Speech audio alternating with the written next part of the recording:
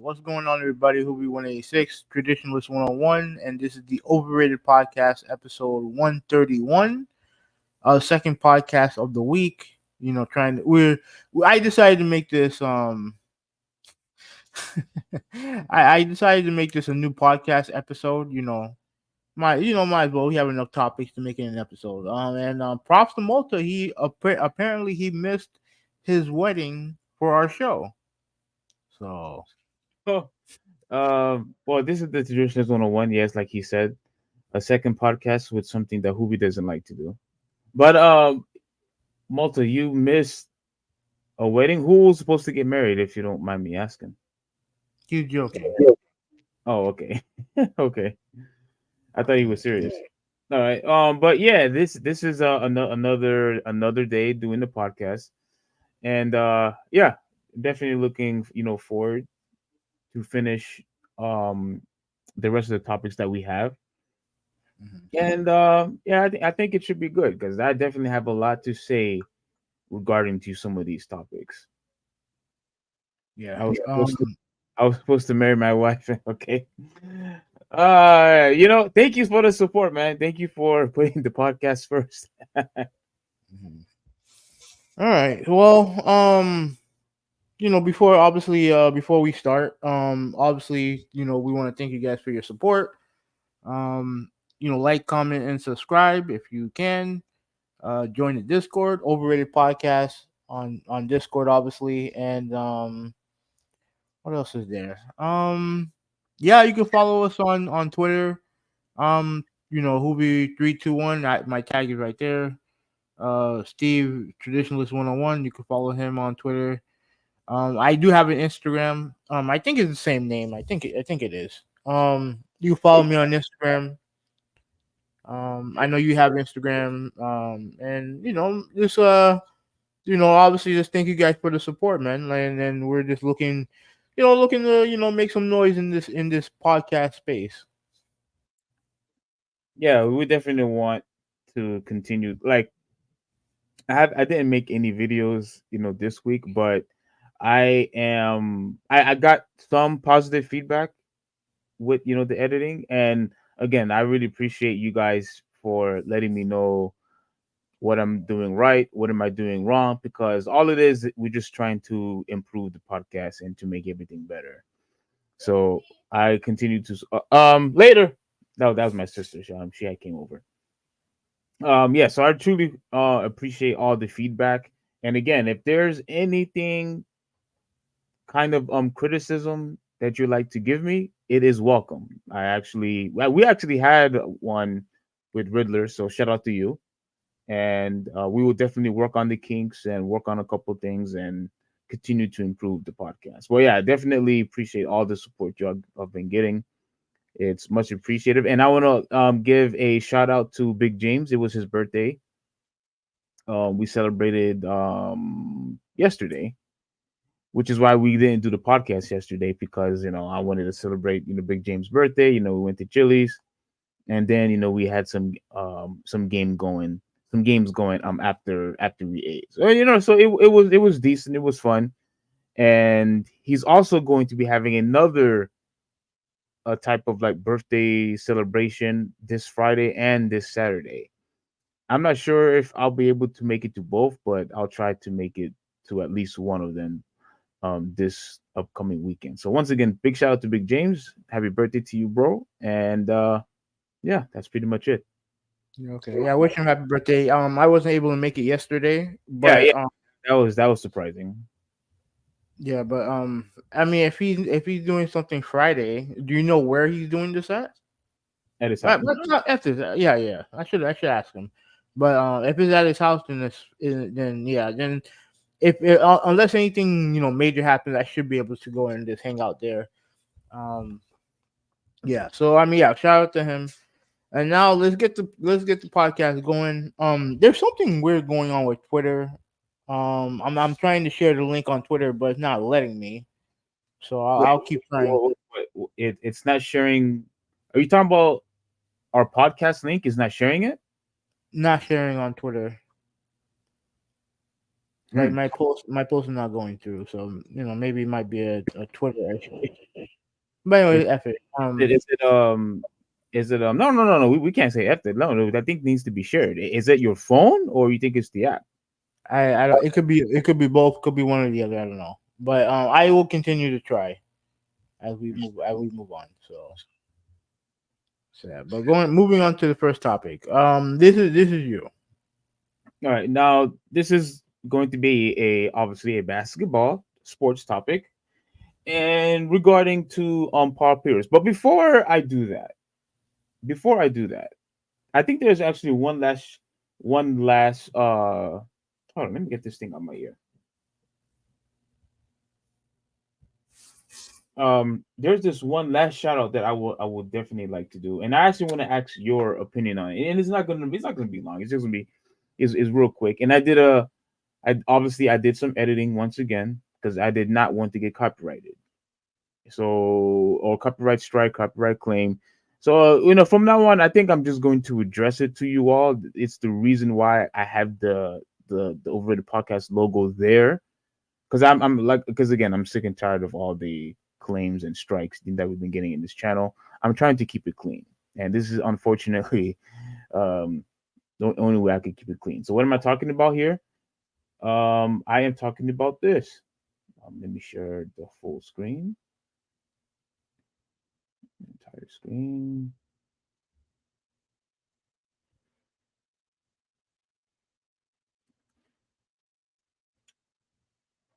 Okay, and I think okay, right here. Do you remember this? Do you remember this happened recently, Huvie? Is that the Kyrie Irving play? Bro, dude, I FYI, till we're still gonna get copyrighted. I'm just letting you know that right now. We're still gonna get copyrighted. even with the logo being there. Yeah, How'd you figure? because the ESPN thing is still there. Well, it's going to fade in, so hopefully it'll catch it in time. But we'll see. We'll see what happens. But I need to give Kyrie Irving a big shout out. I'm till this day I'm still people are still talking about it, and I'm not talking about sports media. I'm just talking about in general. Like everyone still talking about that shot. Now there's conversation and segments. People are saying, "Oh, this is probably like one of the greatest shots of all time." No, it's It's not. No, it's not. Like, no, it's not. Bro, Like, I'm not saying, dude. I'm not saying this. I'm uh, not saying. I'm not saying. I'm not the one that's saying it. But there were a couple people. One of them is that you despise, Chris Broussard, who said that it was probably one of the greatest regular season shots of all time. no, it's Not not. play- Not that either. not that either. No. Okay. All right. That's fine. Fair enough. But oh crap, my bad, everybody. But let's take a look at this because it's not a topic, but I want to give him a big shout out with this shot. Leave it inbound. Kleba looking in for Irving. Irving for the win.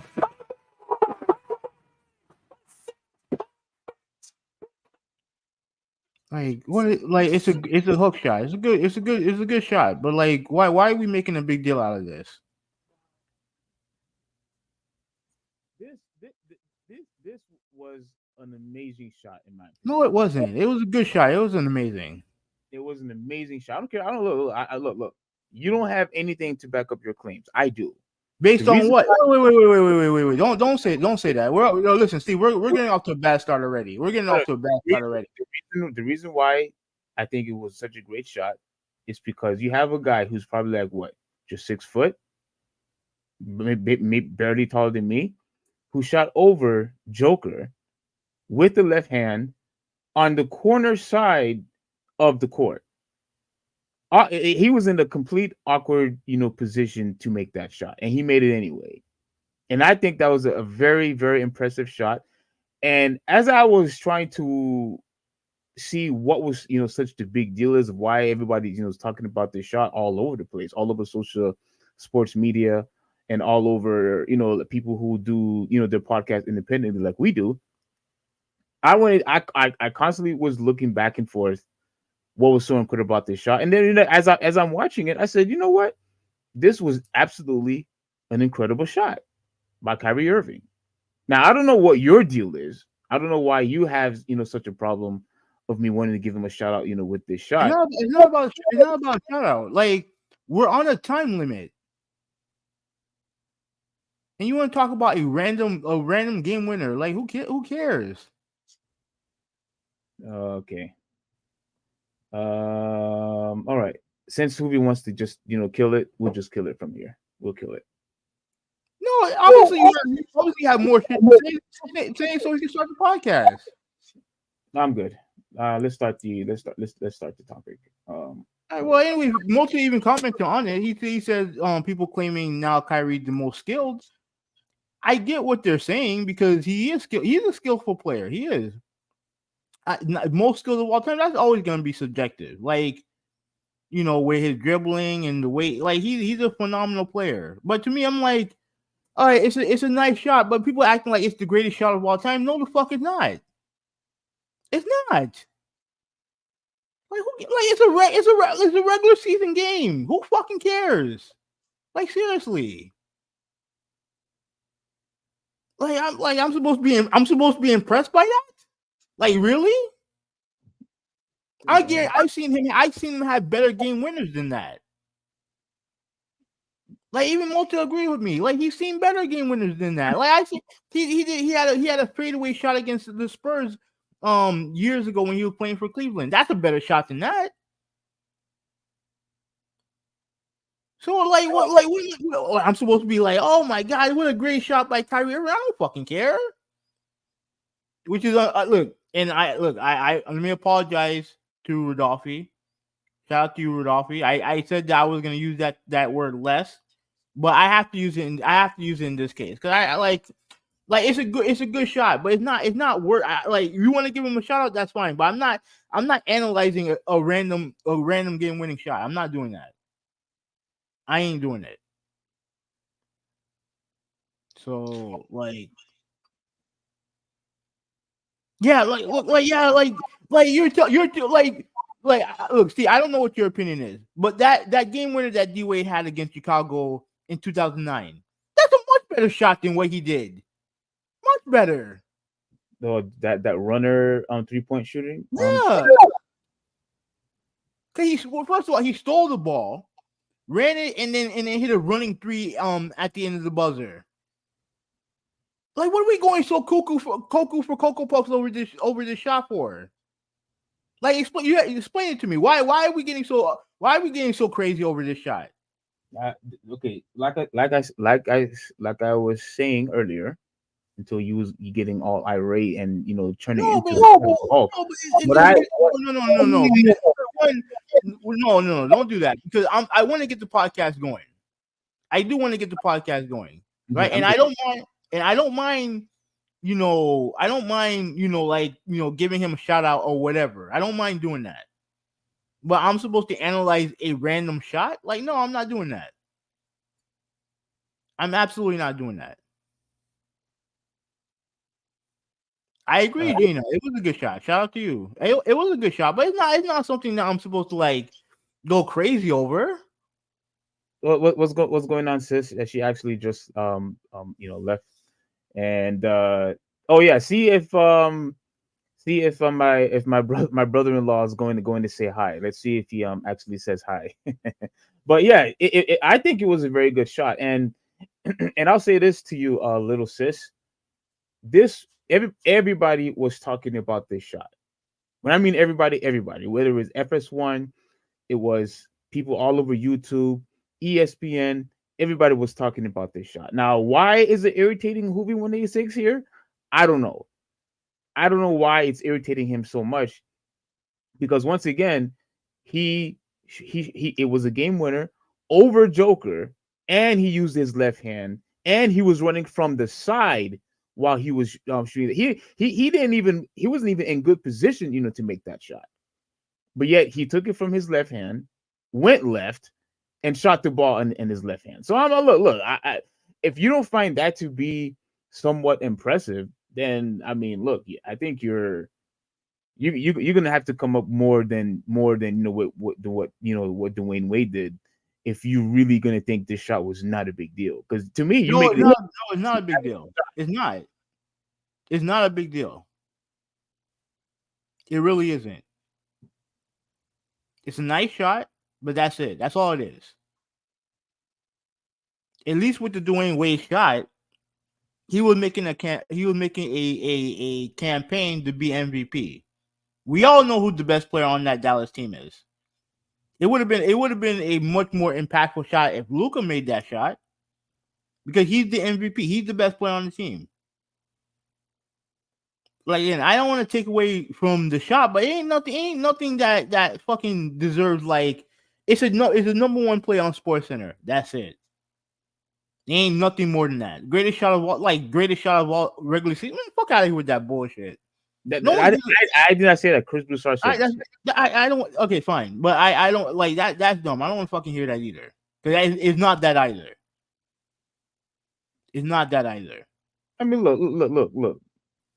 If, like you said, it's subjective anyway. I mean, there's not truly a right or wrong answer when it comes to this. But when you usually look at, shots where it's a regular jumper, regardless of how near or how far you are, from the from the hoop, when you look at shots that's kind of like unorthodox or not, planned, like you mentioned, Dwayne Wade shot, or like the big, Reggie Miller shot. You know what I'm saying? Because I look at it as the difficulty of it. Now, I'm pretty sure you're going to say things like, "Oh, well, it wasn't as impressive, with the Ray Allen shot when he was with Miami." Everybody's going to say the Ray Allen shot was obviously more impressive because it had more meaning into it. But let's be real here.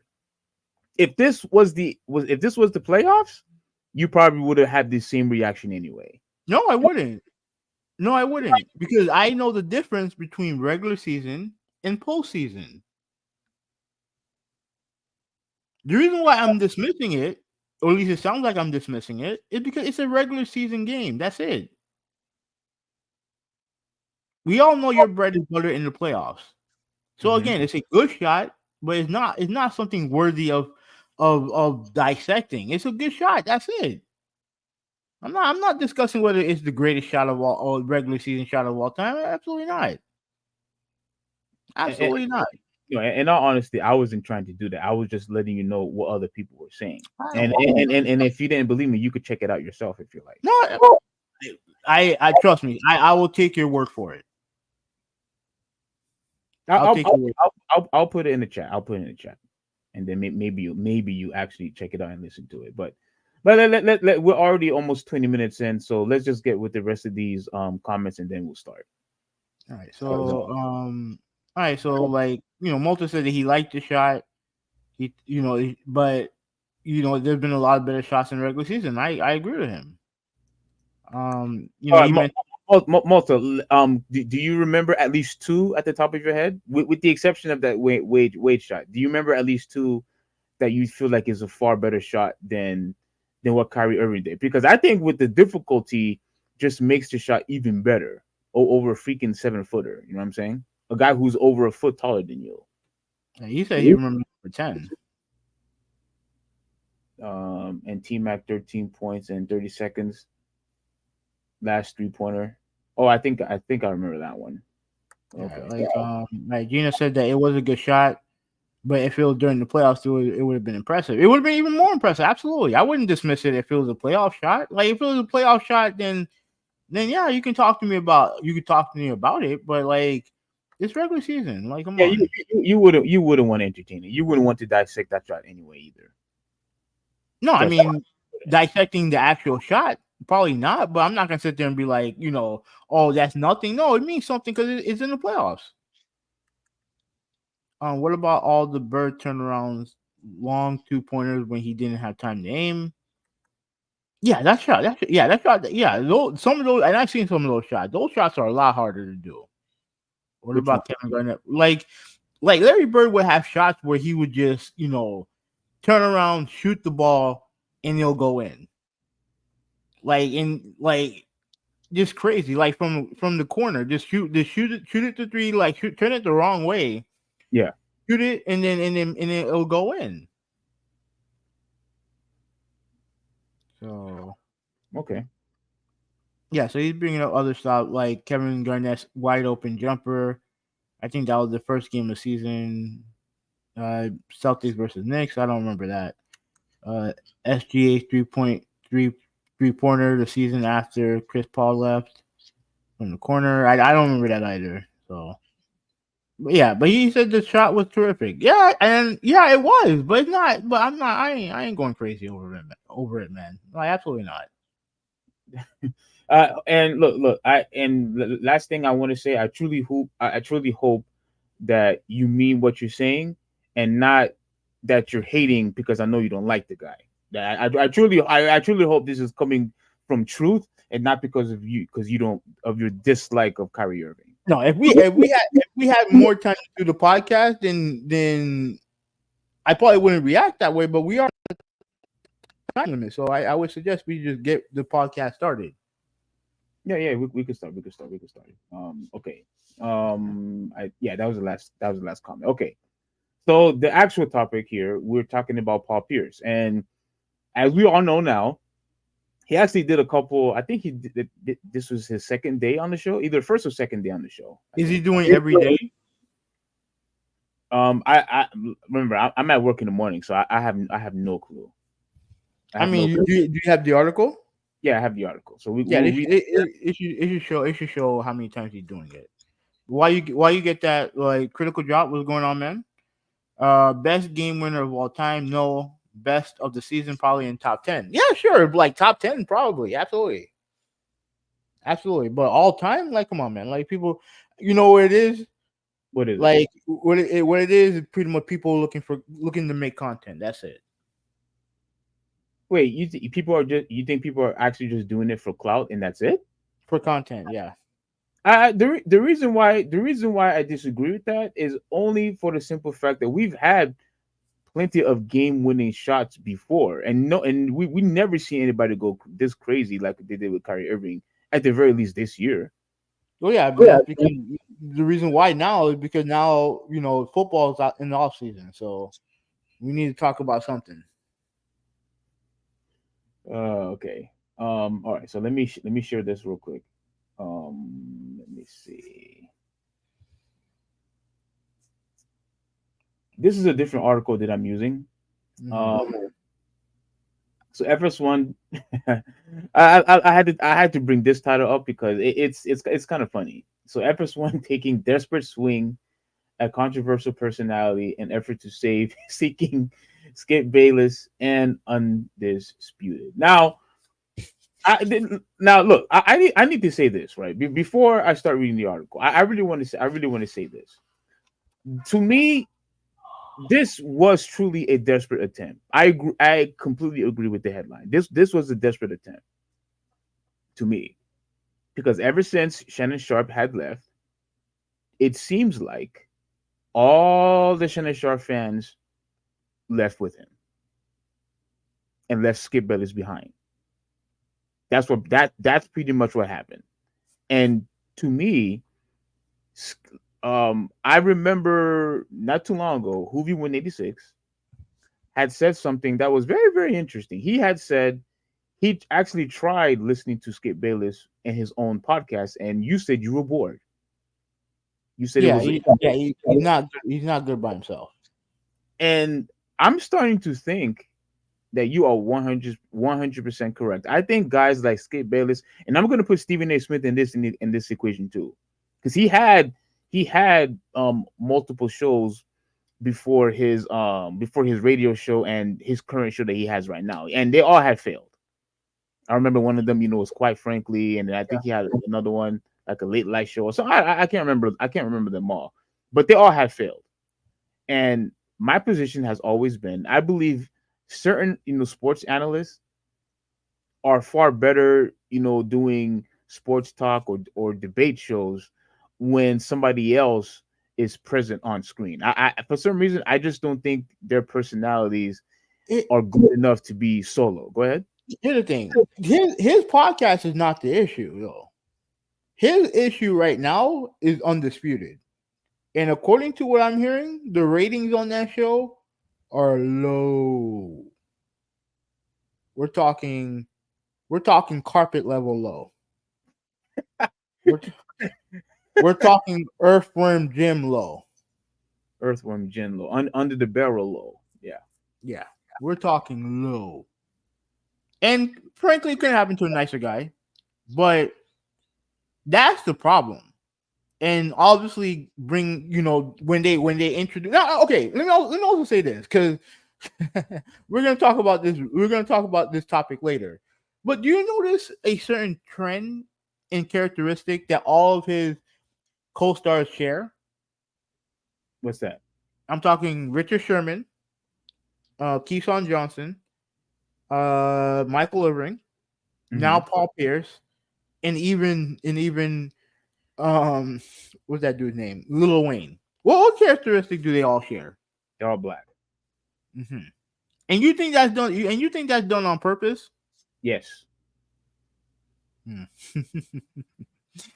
Oh man! Oh man! Oh man! Oh man! Right, but you can continue. Go ahead. Do your thing. All right. So yeah, let's continue on with this.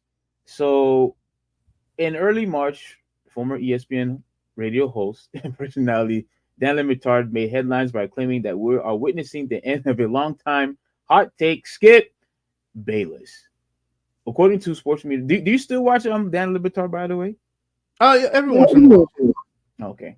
According to sports media, watch Bayless Undisputed brought in a low, record low, 50,000 viewers on Tuesday, February 27th.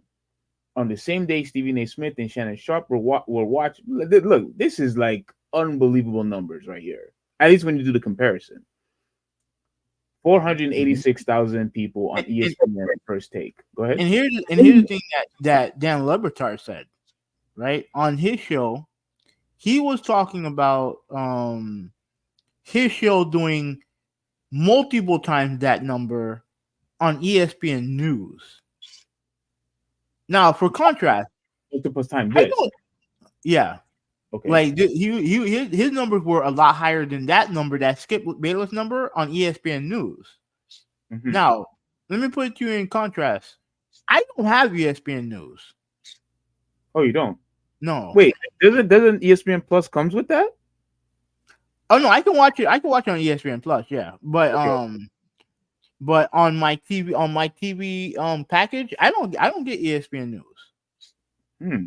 So it's on less networks. It's on less cable networks than Fox is with Undisputed. But yet he was when he was on ESPN, he had like twice or three times that audience. Hmm. And then you look at those numbers right here that they're posting right there. Yeah. Like this is bad. This is very bad. Extremely. And again, couldn't happen to a nicer guy. You continue. Okay. So let's see if there's anything else that's important. So we were doing twice those numbers on ESPN News. Yeah. Oh yeah, you did that. What you just mentioned.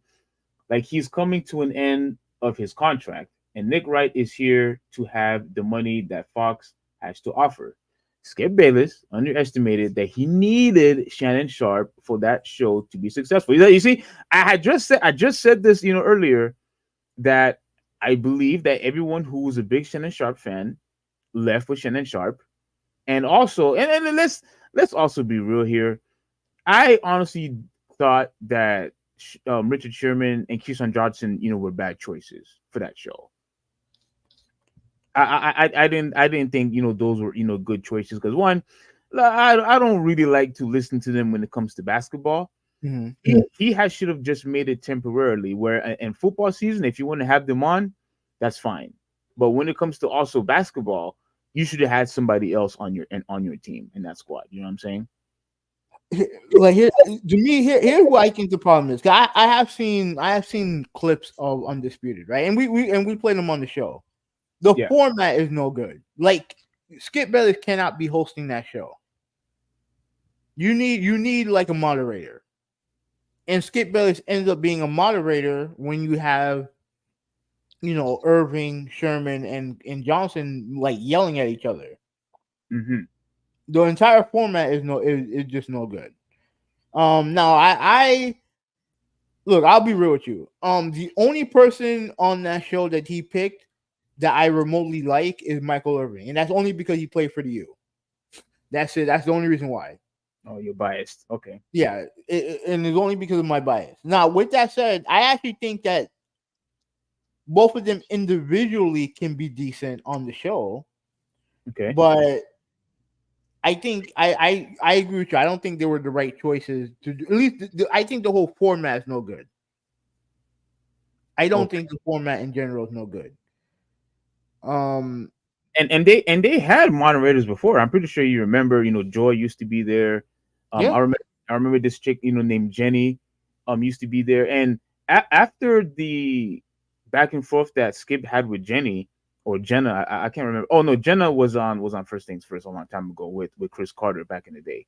But on Undisputed, he was having this argument with the moderator about what was his name? Yes. Yeah, Oh, you remember that one? yeah. Dude, that was like you saw that everywhere in social media. Everybody was talking about it. Yeah. And before I let you go, you're not getting that type of viral moments on that show anymore. You're right. And you can't do that with him being with Skip being a moderator. You can't do that. That's a good point. That's a very good point. Yeah, okay. So let's see. Who previously Bayless co-host on Undisputed signed a contract with ESPN prior to the start of the 2023 NFL season and has since wrapped up his deal through the remainder of the NBA season, which concludes with the NBA Finals in June. Bayless' current crop of co-hosts: Keyshawn Johnson, Michael Irvin, Richard Sherman, and Rachel. Oh yeah, I forgot Rachel Nichols is still there. How do you feel about her? I haven't seen her on the show. No, I think she's excellent, but I've never seen her on the show. Okay. News: Shannon Sharp continued as a regular first take guest. This is the tweet. And this is what he had to say. So he said, being a part of this family has been a blessing, and everything about this relationship with ESPN, Stephen A. and First Take has been tremendous. I look forward to bringing my best as we continue to go head to head across different sports. I'm very excited to talk about hoops, and I expect to get off to a good start against Stephen A. when my team takes on his NBA. Like the thing about Shannon Sharp, I have to give him a lot of credit. Like he does his homework. Like this dude, he is very, very intelligent. At least I think so. And I do believe his charisma or his personality and how he likes to engage, and a couple of like theatrics, like the time where he would have a goat, like LeBron, when he would talk about LeBron James, he would have a goat mask. He put the goat mask on whenever LeBron like hits a game-winning shot or he does something spectacular. He'll put that on. He'll have the Lakers jersey on. Like he adds. Now I know you may not care about that, but he does add flavor, into the show. While guys like Skip Bayless or Stephen A, they're just always serious, yelling and just insult people all day long. And let me also say this, right? When it comes to Shannon, now mind you, he's been doing the show with Skip Bayless for a long time, right? And over that time, even though yes, he's a football guy, he had to cut his teeth doing commentary on basketball. Mm-hmm. And over that time, you start to gain some type of credibility that hey, at least you know what you're talking about. At least, even if you don't agree, he's not out of his depth, right? Yeah. I guarantee you, people look at Keyshawn, Richard, and Michael Irving sideways when they're talking about other sports, mainly basketball. Yeah, because people, their audience are not familiar with these guys talking about basketball. Oh, you're talking about the football guys? Yeah. Yeah. Okay. when they become accustomed to a guy like Shannon Sharp, who's also a football guy, talking basketball. It's like a familiarity. You know what I mean? Like you just being able to, okay, I heard this takes before, and maybe I may not agree, but at least I can, I guess, respect his opinion. And those three guys that I mentioned, they don't have that type of level of respect in when it comes to that. Because let's be real, the thing that Shannon Sharp is known most for, when it comes to his takes, is LeBron James, like you mentioned. Yes. So, Absolutely. So I mean, it's gonna take time, but you got to ask yourself: is it gonna have is it gonna have time? Because I don't think Fox would pay Skip Bayless the amount of money that he wants if he's putting up low ratings like that. Oh my goodness. No, no way. No way. All right, I guess I'll read this last bit here. Paul Pierce is set to join the show. No, the New York Post had indicate that the former Boston Celtics forward Paul Pierce is set to join the show. Pierce was employed by ESPN a few years ago. We know what happened with that, but was let go after posting some controversial and explicit content on social media. Pierce also had made some scratching comments since he retired from the NBA, such as claiming and then walking back that he sold his pants during 2008 NBA Finals against the Los Angeles Lakers. Pierce has also been involved in a few You know what that's lawsuits about? about his pants. Mm-hmm. No. Okay. Do you remember when he left the game in a wheelchair? Yes. The reason why reportedly he did it was because he had to use the bathroom. He pooped himself.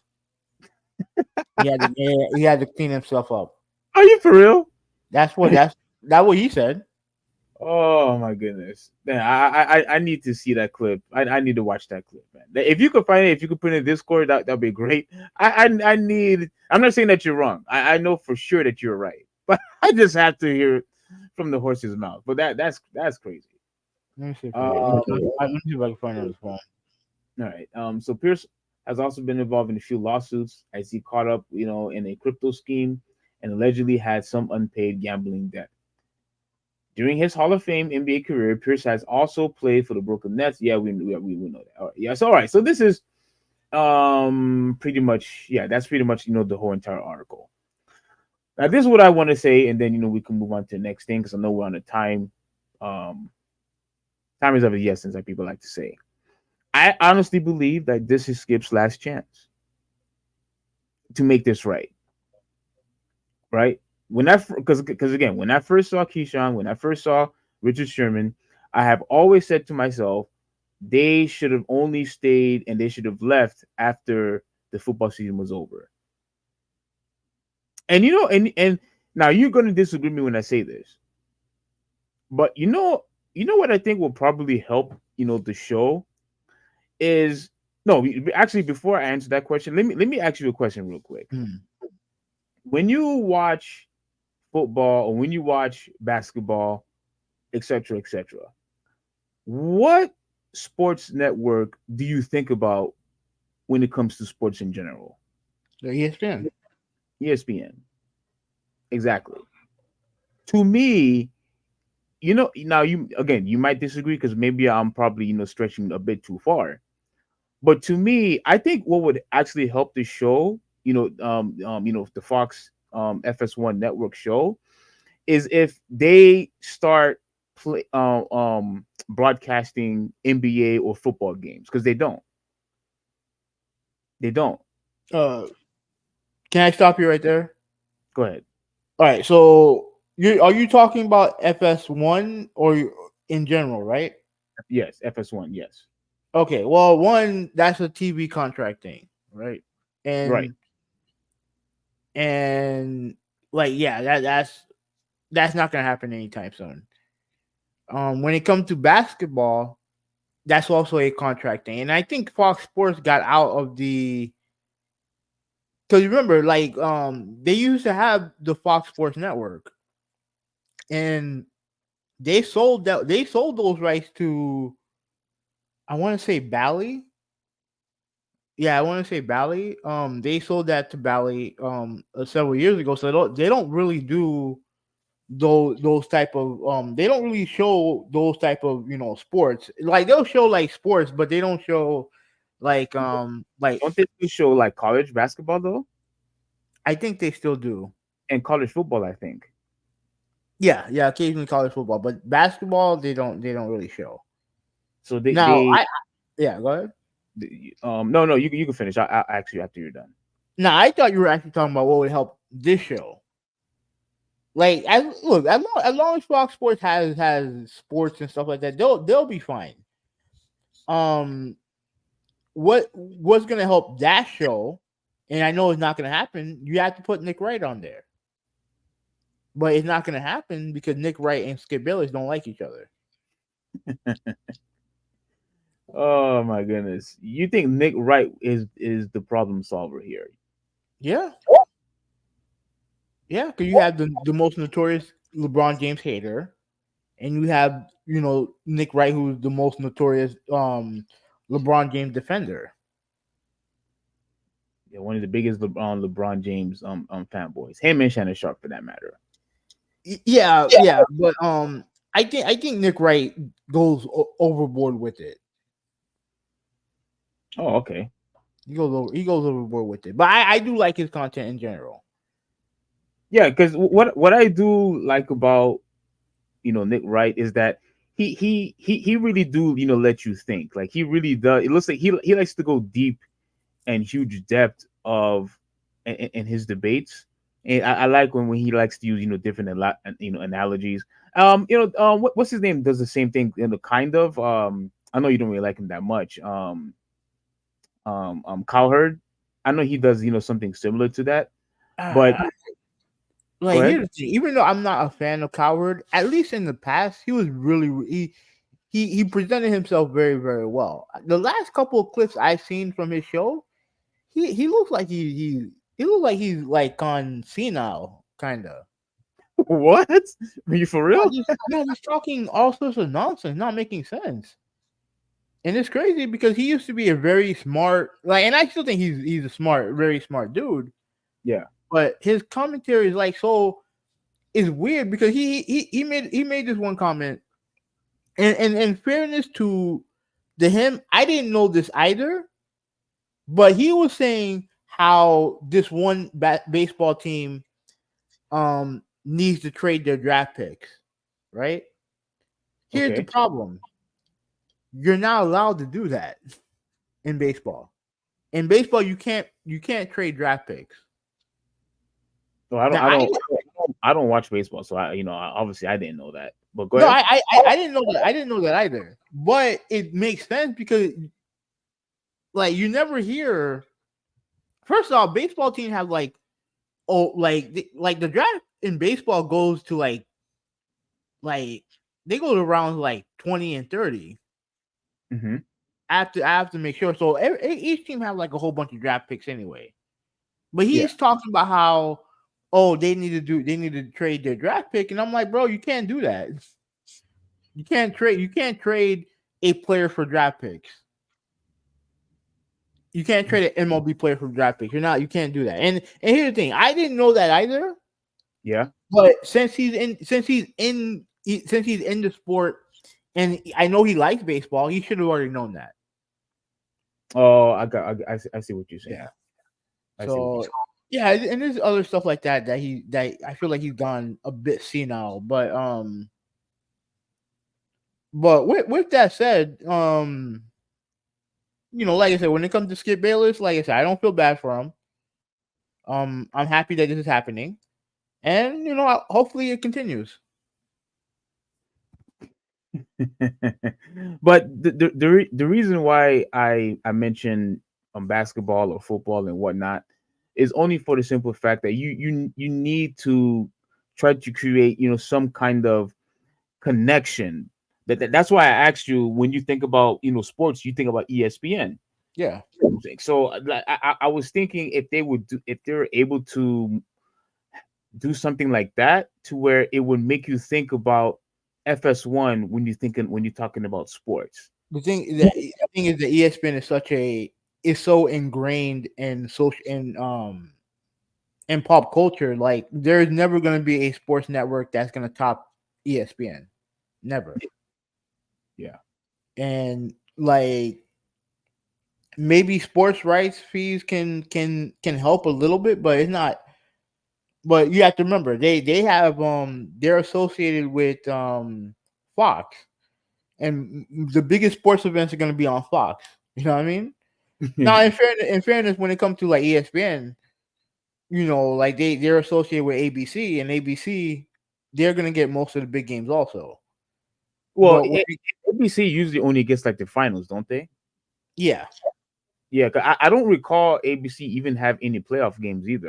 no, they still have playoff games. They still have playoff games. Okay, I thought it was just the finals. Yeah, but they'll probably do it on a Sunday, Saturday. They'll do that stuff on the weekend. Yeah, And even with that, like it's just never gonna happen. What Fox News tried to do, they tried to get in the game where, you know, like ESPN for the longest time, you know, they were you know, they were creating all these debate shows. mm-hmm. And Fox Sports decided, you know, let's try to do that also. That's why they signed Cowherd. That's why they signed Bayless. And ultimately, like it was working for a while when they had Shannon. Because when Shannon became popular, you know what I mean? Like it you know, it really, you know, it did numbers, right? And I don't think it never ever got too close to Undisputed to First Take, but they were making headway. They were. And now that you lose, in my opinion, the most important member of that team is Shannon, you know, they have to try to do something different, and it is not working because I just don't think that the format's good. When did you get to watch Paul Pierce? Absolutely not. Well, I'm never going to voluntarily watch Paul Pierce do anything. Well, I think it was yesterday where now I have the video, but you know we're already almost an hour in, and I don't want to take too much time. But he made a complaint already of how he didn't want to talk about the Lakers and he didn't want to talk about the Warriors. And you know, look, I'm not gonna lie, it kept my eyes on the screen because I really wanted to hear what else he had to say, you know, regarding that. And to me, I do think, like I said, he does. Well, I mean, I was saying that for Shannon Sharp, but I think with Paul Pierce, you know, with his, you know, demeanor and with his, you know, attitude, I think maybe now he could probably, you know, salvage, you know, whatever that's left for FS1. I think I can see this thing working. Do I think it's going to be Shannon Sharp or nearly as successful as Shannon Sharp? No, not even close. But I do think this is actually a decent move. You have somebody who played basketball. You have someone who knows the in and outs of basketball and whatnot, who obviously inexperienced. He's a Hall of Famer. So I think, you know, his knowledge in the sport and the fact that he actually played in the sport can actually help the show out. And I do hope you know it succeeds, because I wouldn't want FS1, you know, to go under. As far as No, Undisputed. they're never gonna go. They're never gonna go under. You got to worry about that show going under. Yeah, that show. Yeah. So Okay. yeah. So I mean, I like as far as like Paul Pierce. I mean, like, you know, I definitely do agree that I think it's an upgrade from what he had before. Yeah. But as far as like controversy, like as far as like, you know, substance or whatever, like it is what it is, man. I just hope the rating continue to fall. So Do you think it would be better if he had like someone like maybe like someone like a Max Kellerman on there? no, I don't see that working. Okay, you don't see that working. You don't see the connection. I don't see that working. Like if it was like 5 years ago, I can kind of see it, but like, I mean, I don't know. From what I heard, I think Max Kellerman's supposed to be doing something with Marcellus Wiley soon. I don't know, but Well, I don't know. they were good together. I'll be Yeah, frank oh with yeah, you. yeah, absolutely. But I don't think he's working I don't think he can be working for Marcellus Wiley's network. But if you're Skip Bayless, do you make the call to the Kellerman? I think I think at this point you should give it a shot. Because he knows about sports too, especially boxing. And let's be real here. I'm not interested to hear if a boxing topic would ever to come out, and I think they did do one recently doing that. I think about Mike Tyson. Believe me, I do not want to hear anything what Keyshawn Johnson or what Richard Sherman has to say about boxing. I don't. I would much prefer to listen to Max Kellerman when it comes to boxing or even UFC for that matter. So I think he would be good, and besides, we already know why those guys are there anyway. And I had already answered that question, and so they already went on the wrong foot, with that. So anyway, yeah, but that's how First Take blew up. Basically, it's the dynamic of black versus white, even though they never outwardly say it. It was obviously implied, and it is what it is. Yeah. Anyways, let me read some comments. Malta said, I feel bad for Skip. I checked Shannon's new channel a month or two ago and has already surpassed Skip 10 times in the span of 1 year. Yeah, because Shannon's show, podcast show is a lot more interesting. Like, he actually interviews people. Yes. And Skip Bayless sits in a dark room just talking nonsense for like an hour or so. And let's also be real here. He brings different personalities. Like I remember he brought Cat Williams in. He brought Monique in. Like he's constantly attracting not just people who love sports, but in every other different industries, he's gravitating and he's just grabbing more and more people, even if you don't even like sports. Hey, I want to hear what Monique or what Cat Williams has to say. And I honestly think it's working, and he's doing a phenomenal job with that. Yeah. I saw the most viewed video on Undisputed was about 5.6 million, when Shannon's most popular video is 25 million. Yeah. Jeez, man, that's crazy. That's nuts, man. He said that Shannon also goes better with Skip. Yeah, it may be so, but like, you know something? I actually think it is more entertaining him going at it with Skip than Stephen A. At least for me. It's true, but like that may be true, but at the end of the day, like Skip Bayless ruined that. So what can you do? Yeah, I can see why the ratings are low. I like seeing Michael Irving on the show though.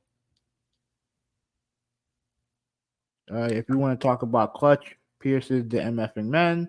You're gonna piss Huvvi off with that one. Then. No. Because he was a Clutch player. He just spent like half his career losing. So the clutchest player ever between Pierce, MJ, and Robert Ory. You gotta put more players in that. Far more. Hopefully Pierce doesn't live stream smoking weed with strippers again. Yeah. Me personally, like the reason why the Paul Pierce thing to me is not going to work is because you can't trust him. He comes. Look, I can say all the stuff I want about Paul Pierce or whatever, but he legitimately to me comes off as a dummy. And what he did to leave ESPN, that was dumb. That was dumb. So putting that stuff on social media was just not a smart thing. Do whatever you want to do in your private time, but come on, man. If you're going to upload that on social media, like it's over for you, man. It's over. Yeah. It's dumb. Nick Wright will walk out mid-show if he was put with Skip. I could actually see that happening. Also, he would have his he will definitely explode. He would definitely explode. Yeah. Multa's not a fan of the herd, and X-Men 97 is out. Let's hope there's no woke. Well, I mean, you know what's funny? Critical drop. I actually wanted to talk about that, but I didn't want to hear Huvvi 186 mouth about saying, "Oh, it's not a gaming topic. It's not a gaming topic." So I never brought it up, but I definitely wanted to talk about it like really bad because there were a few things that happened on there that I did not like, especially when it comes to when it comes to Morph. But that's something for another day. But yeah, I hope it's not woke either. But I already see that it is. I already see that it is. So one, you could do this on your channel. You know what I mean? I actually would be interested to hear your take on it. But like I said before, man, like anything that's abnormal to you, and apparently to McKinley is gonna be woke no matter what. So it's like, and I also said this, and you are probably gonna disagree with me, and I told Randy this: if Terminator came out today, you guys would dismiss it as woke. That's not true. That's absolutely true. Wait, Terminator, which one? Both of them. Wait, hold on. You talking about 1 and 2? Both of them, yes. How, where, how? Because the lead in there is a woman, and you guys all you guys do now is lump everything into being woke. If there's either a woman, a black dude, or a gay person, anyone in those combination. That's not true. Hmm. That's not true. You obviously you couldn't find, or you weren't aware of the consistency when we would say that something is being woke or something is they're just doing virtual signaling. You obviously didn't see the connection. You didn't connect the dots. Like for a little for example, she was black when everybody knew she was white in the anime. Who? That's what we complained about. Who? The Little Mermaid, the movie. Okay. Yeah. There was a reason why people complain about it and saying that it's tokenization or it's woke. What race is Catwoman? She's white. Is she white? Because I remember seeing her being black in several adaptations. If you talk about the latest one, if you're talking about the original, there's multiple. There's more than just one. Isn't she like black? She's either black or mixed in that one. There's multiple variations of black woman where she's white. There's multiple variations of Catwoman when she's black. Yeah, and guess what? The Halle Berry one was not even good anyway. Yeah, the movie sucked. But what about Eartha Kitt? What about it? She was I think she was the Catwoman in the Batman TV show. Well, it's a long time ago. The old school one. Okay. But Catwoman wasn't bad because of Halle Berry. That movie was bad because that movie sucked. Let's be real. If that movie was any good, then people would be praising her Catwoman. Trust me, because of the way she was dressed in it, they would be praising her Catwoman. So, anyways, let's move on to the PS5 Pro leak. Do you have the article for this? Yeah, I think I do. Yeah. And I have a tweet explaining my part in this. Also, Brian's in the chat. What's going on, man? So Brian, and he said the best Catwoman is Michelle Pfeiffer. Do you agree? To be honest with you, I actually don't like Catwoman as a character. Never been a fan. But if I had to pick which one was the best one,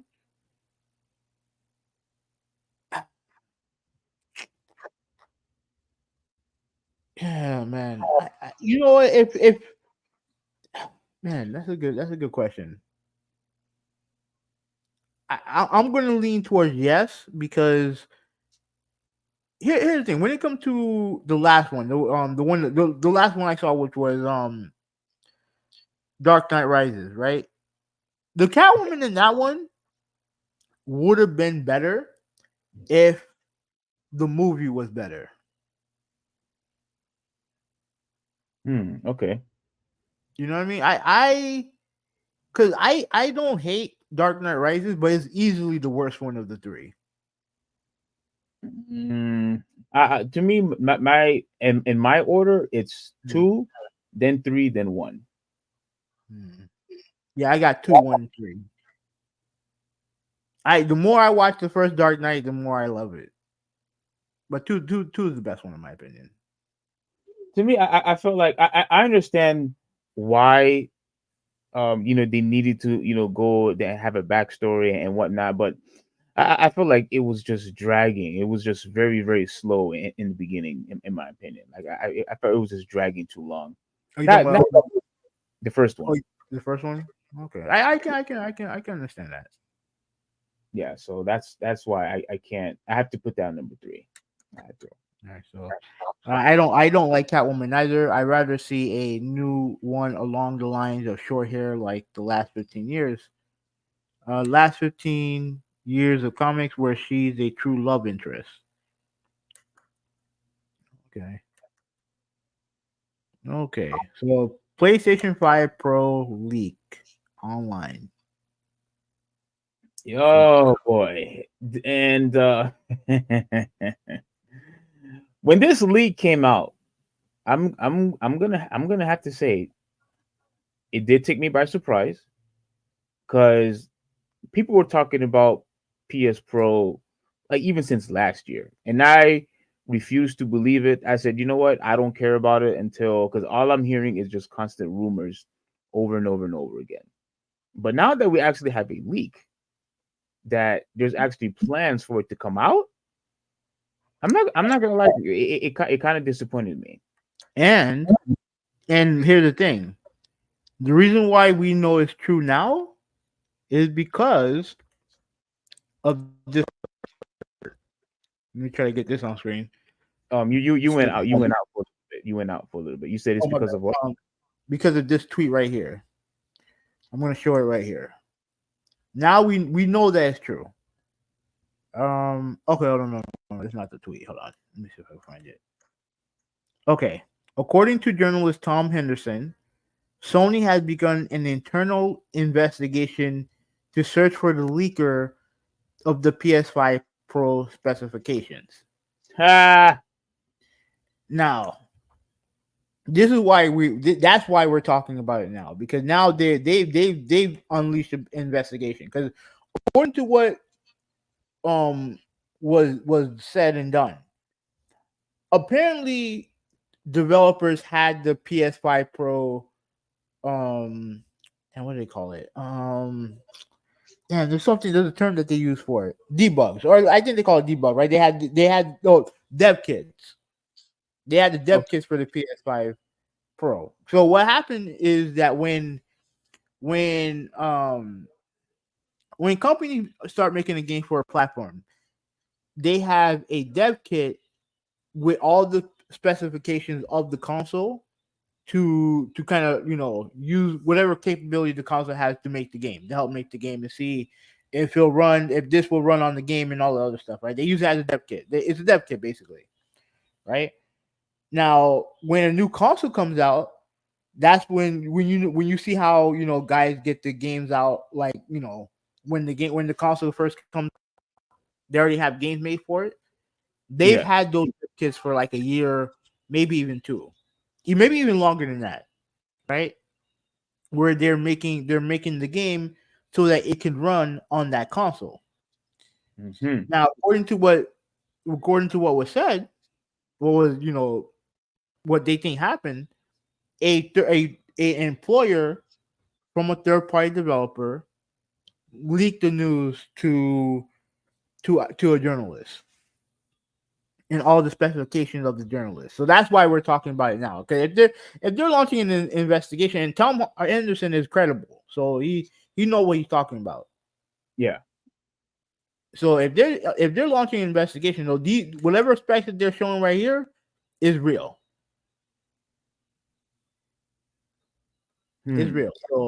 So like you can continue on with the article, and then I'll give you my thoughts on the leak. Yeah, because it's interesting that you say that because whenever something gets leaked, I've always said, well, it either has to be someone in staff or maybe a former staff, or like you said, a third party, some kind of temporary contractor. I feel like it has to be one of those guys, one of those people who's who's actually within in the development team and whatnot. The only issue that I have is I don't understand, because I'm really glad that you showed the tweet. I don't understand why Sony is, oh, now they want to investigate. Like, what are they going to do? Like, sue the person? Like, what are they going to do? Like, try to get them arrested? Like, I don't see what Sony could do by just putting out their information into the public. Like, well, what can Sony? Well, here's the thing. If I'm not mistaken, and like I said, I'm just talking out of my ass here. These developers, I'm sure, sign NDAs where they're like, okay, we'll give you the dev kits, but you can't really say anything regarding what it is or whatever. Because you also have to take into account that these console manufacturers are competitors. Yes. So especially if you're working with a third party developer, they have dev kits for PlayStation. I'm sure they have some for Xbox and maybe even Nintendo. And mainly this goes to new consoles. But if you're a third party developer, right, and you're leaking information of the new PlayStation to Microsoft, then yeah, that's a no. And obviously vice versa, same way. Interesting. You know what I mean? So again, I don't know why this is. I don't know why this leaked, but I don't know, man. It's a. Is it possible that maybe it was leaked, from a hacker? I mean, because hackers could be involved too. Because wasn't it we talked about this not that long ago? Then wasn't it a hacker that was able to leak GTA 6? Yeah. But do I think a hacker? I mean, the article should say how it got leaked, if I'm not mistaken. Oh, that's true. Yeah, so we might as well read. But do I think a hacker could have done it? Yeah, absolutely. Like if they probably got like documents of what they were planning on doing, definitely that could happen. Yeah, if you I don't know if you remember, but I think way back in the obviously back in the day, this I think the same thing happened, with Gears of War 3. I don't know if you remember, but like there was a big thing, with Epic Games where they wanted to know how the leak from Gears of War 3, came out, so quickly, like back in 2011 or something like that. I don't remember, but I can see them being pissed off about that. Yeah. I mean, there's tons of games that, like nowadays, lots of games get leaked. Oh yeah. Oh my goodness. Yeah. But now you're seeing and the whatever the Xbox the digital Series X that's gonna come out that got leaked. That got leaked. So. Do you I don't remember if Microsoft was like pissed off about that. Like, do you remember anything? Oh yeah, they weren't happy about it. Oh, they weren't happy. No, they weren't happy about it. All right, so here we are. So the specs list first emerged via YouTube channel More Law is Dead before Inside Gaming claimed that they were real, and the subsequent Insider Gaming article added further detail. IGN understands that the leak specifications are real and emerged from Sony Interactive Entertainment Development Network. Sony has yet to comment. The headline improvements here are to the CPU, which is said to be identical to the standard PS5 CPU, but with a high CPU frequency mode, which amounts to a 10% increase to 3.85 gigahertz, and the GPU, which enables faster rendering and higher quality ray tracing powered by 33.5 teraflops. The standard PS5 offers 10.28 teraflops. However, a direct PS5 to PS5 Pro comparison would work out at around 10.28 versus 16 to 25 teraflops. And this is no. This is just a picture of the original PS5. Okay. No, Is not it? the original. That's the I guess you call it the slim. The Slim. Yeah. Okay. To me, it really looks. It looks pretty much the same. Like, would you agree? Except for the line in the middle, and the shells on the side are shorter or are shorter. On the side. Oh, okay. I think I see it now. Yeah. I think I see it now. Or shorter, but they're rounded. They're rounded. And on the old school one, they're pointed. So, question: Would you buy a Slim? Because No. I think weren't you a fan of buying Slims before? Because didn't you buy the PS3 Slim and the PS4 Slim? No, 'cause I never bought the PlayStation 3 original. I bought it when they redesigned it. Oh, okay. Yeah. Okay. All right. So let's continue on. Of particular interest, the PS5 Pro is said to have an upscaling anti-aliasing, I think that's how you say it, solution called PSSR PlayStation. What you said? Anti-aliasing. Yeah. Okay. Thanks.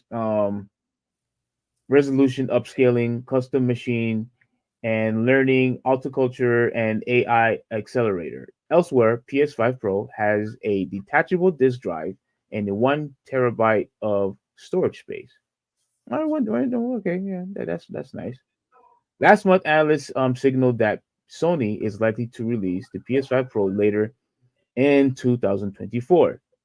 This souped up, refreshed, and reportedly designed to boost internet interest in PS5 ahead of the release of Grand Theft Auto 6 in 2025. As IGN has reported, there is a lot of writing on GTA 6, and not just for Rockstar and Take Two. Sony has formed when it comes to releasing a pro version of its consoles. The PS4 Pro, for example, launched in 2016, November 2016, 3 years after the PS4 came out. A PS5 Pro launch this November would come 4 years after the PS5 launch in 2020. Now, here's before I continue reading, this is the one of the reasons why I'm a little disappointed is that you guys decide to make a PS5 Pro, and to me spending so much money on this PS5, because obviously I spent $500 on it, and already you're gonna come up, with a much upgrade, device. I feel like I've been bamboozled. I know not intentionally, but it just feels like I've been bamboozled. Like I got hit with a low blow. Go ahead. Now, I actually understand where you're coming from. Now, when it comes, it's different. It's the difference. When it came to the PS4, I felt like, and I was not in favor of the Pro for PS4. I wasn't, and frankly, I'm not with the PS5 either. But at least with the PS4, I felt like we seen them take full advantage of the technology of the PS4 from a graphical standpoint. I don't feel that way with the PS5 at all. Mm-hmm. Now there are games that look great on it, like Tekken 8 looks amazing on it. Oh yes. Horizon Forbidden West looks amazing on it. But at the end of the day, the vast majority of the top tier games that that has come out with are also on PS4. And I've always said this: I don't give a shit what anyone tells me. I don't care what a developer tells me. I don't care what anyone tells me. If you're having to port your game to the PS4 and using on the PS5, the PS5 is being held back, in my opinion. Mm-hmm. And I don't believe that there's been a game that has fully utilized the graphical capabilities of the PS5. At least I haven't seen it. Even with recent games like Tekken or Resident Evil, like you still believe that we haven't reached, you know, the its peak yet, not even close. No, no, Hmm. no. Okay. Okay. Sony has revised its PS5 sales forecast to the current financial year down to its lofty target of 25 million consoles sold to 21 million. This comes despite a year-on-year increase in PS5 sales for the holiday 2023 quarter from 7.1 million sold to 8.2 million. Elsewhere, Sony has said it is not release any major existing PlayStation franchise games before April 2025, ruling out big sequels in the God of War and Spider-Man franchise anytime soon. Last month, Sony announced a devastating wave of layoffs, which also still pissed me off to this day, affecting over 900 staff at its gaming business. Sony London Studios is to close. Okay, so that's the end of the article. And for me, like I said, I felt like I received a low blow from How Sony much do you think it'll cost? because we do not have a price cut on the PS5 yet. I think it's going to be 600. The optimist in me would like to see them lower the price to 400, but I this new Sony, they're not interested in price cuts. So I can do I'm actually gonna go higher. I think it's gonna be 650. 650, Mm-hmm. bro. Wow, wow. I mean that dude. That's wow. That's crazy. That's too much. That's too much. I know it's just $50. You went higher, but man, that's I feel like that's too much. But And the specs. Now again, I'm not a huge tech guy or like spec guy or whatever, but the specs sound pretty substantial. It definitely sounds pretty substantial. So I like I said, I don't know how much better the games are gonna look or play or whatever, but I don't know, man. Like to me, I just feel like we haven't seen I haven't seen what the best of my console's done. So like I said, that's why I'm not in favor of it. But go ahead, go ahead. yeah, and I personally think that at this point you need to just focus on games, not making new consoles. I mean, look, they pretty much put their VR2 on hold. Yeah. They haven't done anything. Like I was thinking about making a topic of that also, but I'll just say it here. Like you could clearly see all the ridiculous, strange decisions that they've been making, and yet they're not offering games which what people has been asking for. You didn't offer enough exclusive games, and when I mean exclusive, I mean like just for the PS5. You know what I'm saying? And to me, I just feel like they're just heading in the wrong direction. With this business decision, I think they're heading in the wrong direction. You don't need a PS5 Pro right now. People are still buying your console right now. It's to me, I think it's even though you see in stores, it's still in high demand. You're destroying Microsoft, your competition. Now, Nintendo is doing well also, but yeah, you're destroying the competition. Focus on the games, not making another console, not VR. Focus on the games. I mean, look, you have enough install base. You have enough people who's buying your console anyway. Despite the fact that yes, you have people still sticking with PS4. I'm pretty sure there's plenty of them out there. I get it. But look, you like 21 million, like you have enough. Like there's enough people who has your console for you to focus and make exclusive PS5 games your priority. That should be the primary, in my opinion. But I mean, what do you have to say? Yeah, like I said, I just don't feel like we've seen the best of the actual PS5.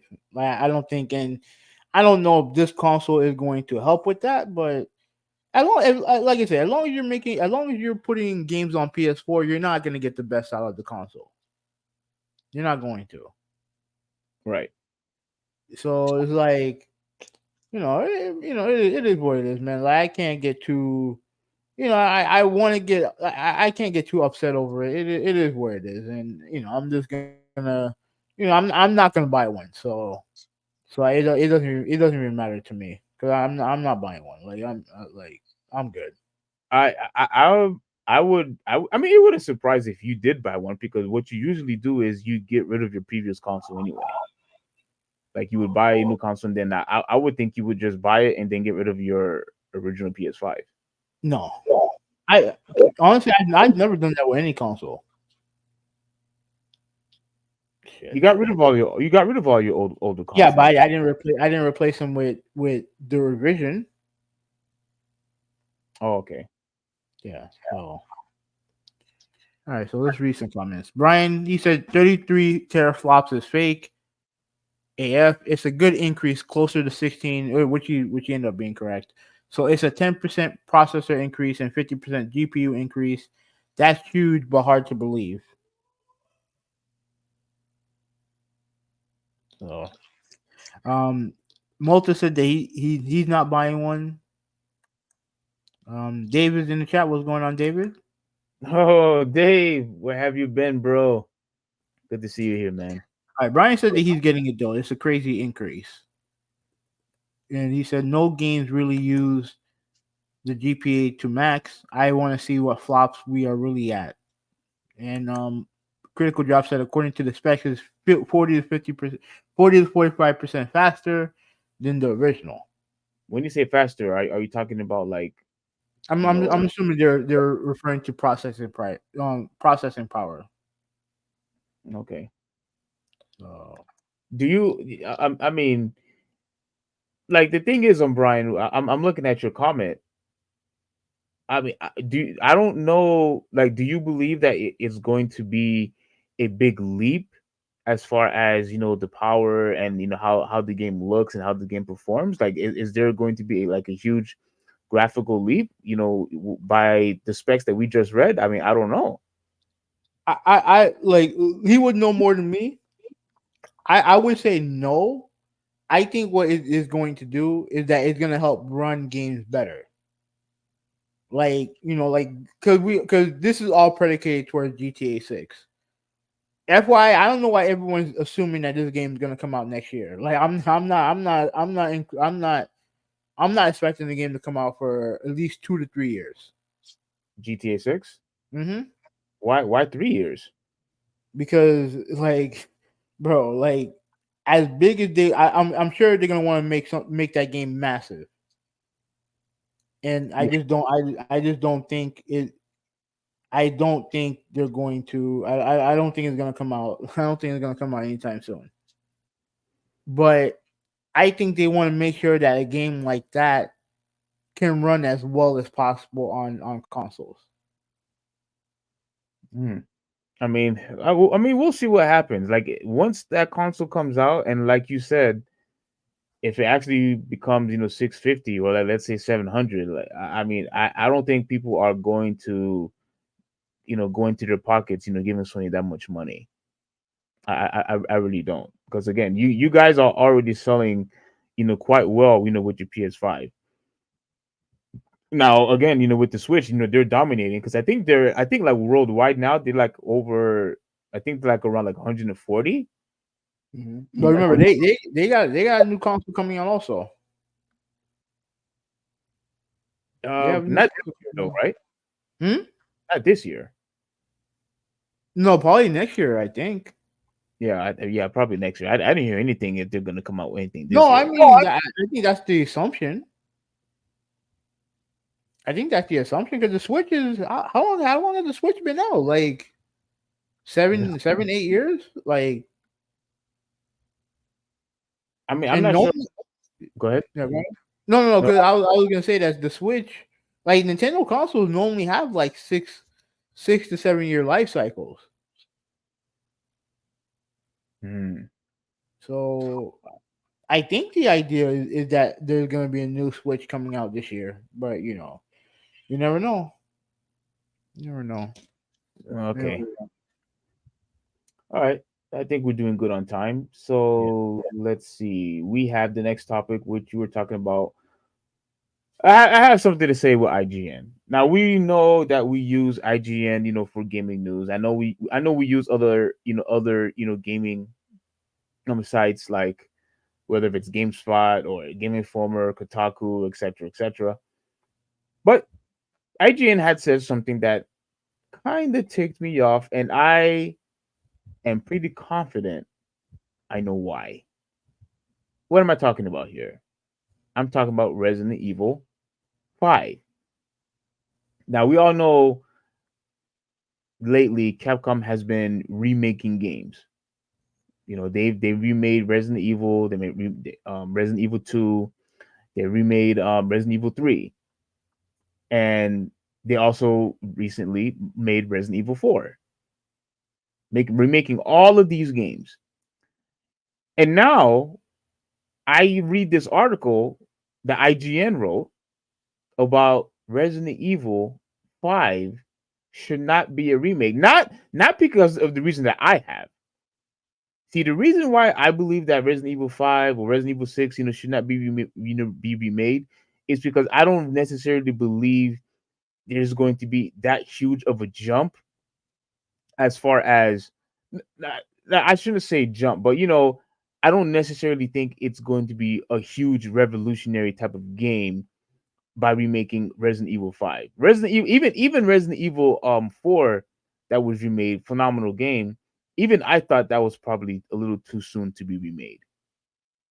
And that's the reason why I believe Resident Evil 5 shouldn't be remade. But IGN has a completely different reason why they think Resident Evil 5 should not be remade. So let's read it here. Oh, let me share it. Let me share it first. Right here. Let me know when you see it. You got it. You got it? Mm-hmm. Okay. The Resident Evil game that can't be remade. Now look at here what it says. It's time to rewrite, not remake. It's time to rewrite. Before I even read the article, I already knew immediately what that meant. Let's read to see what they have to say. So with Resident Evil 4 released last year, Capcom's project to remake the glory years of its survival horror series is complete. But as the game's post-credit scene suggests, the remakes aren't over. And so the big question is, where's next? The obvious answer is a remake of Resident Evil 5. But on the game's 15th anniversary, it's clear that moving forward chronologically will take Capcom's remakes into the series' weakest era, an era of gameplay and narrative decisions best left in the past. Resident Evil 5 simply can't be remade, at least not to the standard of Capcom's best work. And so the answer is not to remake, but to rewrite. Okay. Let's continue. Resident Evil is a survival horror series. Not that that playing Resident Evil 5. Sure, it features a constant flow of horror imagery, but Resident Evil 5 is an action game through and through. That's evident in its cover shooting mechanics, vehicle chases with on rails, turret sequences, and the constant rattle of assault rifles. Even its visuals design evokes the sandy shades of modern military games that experienced mass popularity in its late 2000s. I maybe zoom this up a little bit. It all speaks to a series that had lost its way. Rather than reflect on tenets that were foundations of existence, Resident Evil 5 looked to the contemporary gaming zeitgeist, I don't know, whatever, in a attempt to find new lease of life. The result is an unholy hybrid of Resident Evil, Gears of War, and Call of Duty, as ugly and unwieldy as it sounds. Let's continue. This design appears to be not just as misguided attempt to follow Western success, but also a misreading of its predecessor. With Resident Evil 4, director, do you know how to pronounce this? Let me see. I highlighted it. Shinji Mikami. Shinji Mikami. Definitely reinvented the series through the use of a new over-the-shoulder camera angle. The perspective allowed for a more kinetic, action-heavy game. Despite this, Mikami never lost sight of the terror at the core Resident Evil. Though use of the enemies were strategically placed to provide undulating waves of tension and fear, and the inclusion of Ashley as your vulnerable charge combat encounters were focused on surviving overwhelming horrors rather than dominating foes. Okay. Resident Evil 5, meanwhile, presents its enemies as wave to be gunned down with increasingly powerful weaponry. Their purpose is cannon fodder, a wall of meat to slow your progress through levels. And those levels are not locations to be explored. Instead, they are largely funnels that push you from entrance to exit. Resident Evil 4 may have replaced the series' traditional continuous structure with discrete levels and an attempt to move away from the backtracking heavy design of previous games, but it preserved the spirit of locations like Raccoon City Police Station. That solidified these locations as authentic spaces rather than obstacle courses. Resident Evil 5 has no interest in this, with the majority of its stages being little more and corridors peppered with dead ends to hide treasures in. Their lack of authenticity means no one will ever mention that Kijuju. Oh, I get it right. You're right. Kijuju, anomalous zone in the same breath as Spencer Mansion. Man, this is so long. Let me see. Let me go to the main one. Oh, you just missed a vital sentence. Go up. All right, show me. Just go up. Just start with but. Oh yeah. Okay, I think I see it. Let me start right here. Mm-hmm. Remakes can, of course, completely redefine the structure of their source material. Resident Evil 5 Rebirth, for example, is recognizably an updated version of the classic RPG, but its world design and gameplay mechanics are a world apart from 1997 original. And so you could argue that Resident Evil 5 is actually the Resident Evil most in need of a remake. A whole new environmental structure, is the keyword right here, and a scenario design that reigns in action that dials up the horror would bring in line with Capcom's other remakes. But all of this doesn't count for Resident Evil 5 most notorious problem, racism. Okay. I'm glad that you found that, because I'm like freaking trying to look for the main. Well, thing. So, I mean the video pretty much he has a video pretty much saying all the same thing. But it's like an 8-minute video, so I don't blame you. I don't blame you not playing it. Okay. All of this other stuff. I don't look. You might say that he has a point, whatever. All of that stuff that he was talking about, or having all these different rifles, dead ends, all this other stuff about not able to backtrack, yada yada yada. All of that was just filler. That's all it was. Filler.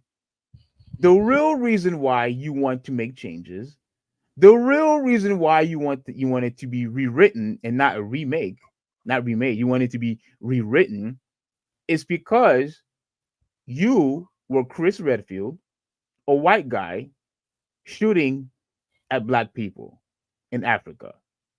That's the only reason why you don't want the game to be remade. All this other stuff that you was talking about was just filler. Just saying crap just to say crap. The only reason why you saying that the game shouldn't be remade and that it should be rewritten instead is because you are a white guy shooting at black people in Africa. That's the only reason why. And you see, this is the type of woke nonsense, virtual signaling nonsense that I kept on trying to warn you about, Huvvi 186. I kept on telling you that if all your focus is, oh well, let's just make sure that the game is good, make sure that the game is good. To me, I think is far more deeper than that. Games can get compromised, games can get ruined, source of material that won't be used, all for the sake of wokeness, virtual signaling, being a progressive, etc., etc., etc. And obviously, one of the most beloved franchises, one of the biggest AAA titles. I know you don't like it, but I do. Huge Resident Evil fan since I was a child. Now, saying that it should not be remade because of racism. Like I want to say this before you have something to say. I want to say this. Does this mean that somebody who's Caucasian, and this, I'm not just talking about Resident Evil, I'm talking about just games in general. You are here telling me that under any circumstances, no circumstances, you should ever allow a game to have a white guy shooting at black people. That's what you're essentially saying, that it should never ever happen. That's what I'm getting from you. And to see this being compromising stuff that I like, which is comics, you know how I've been complaining about how even in the movie industry has been woke, and now it's constantly happening more and more in games.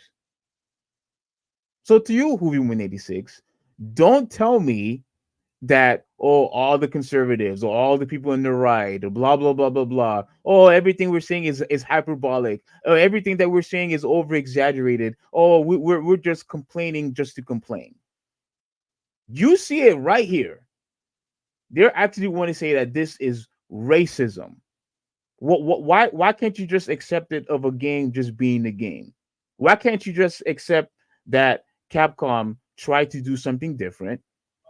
Now, of course, I appreciate that they're going back to the horror side of it instead of trying to, emulate or trying to copy, mimic Gears of War, which I think was a mistake, because they went way far more of an action game than Resident Evil 4 ever did.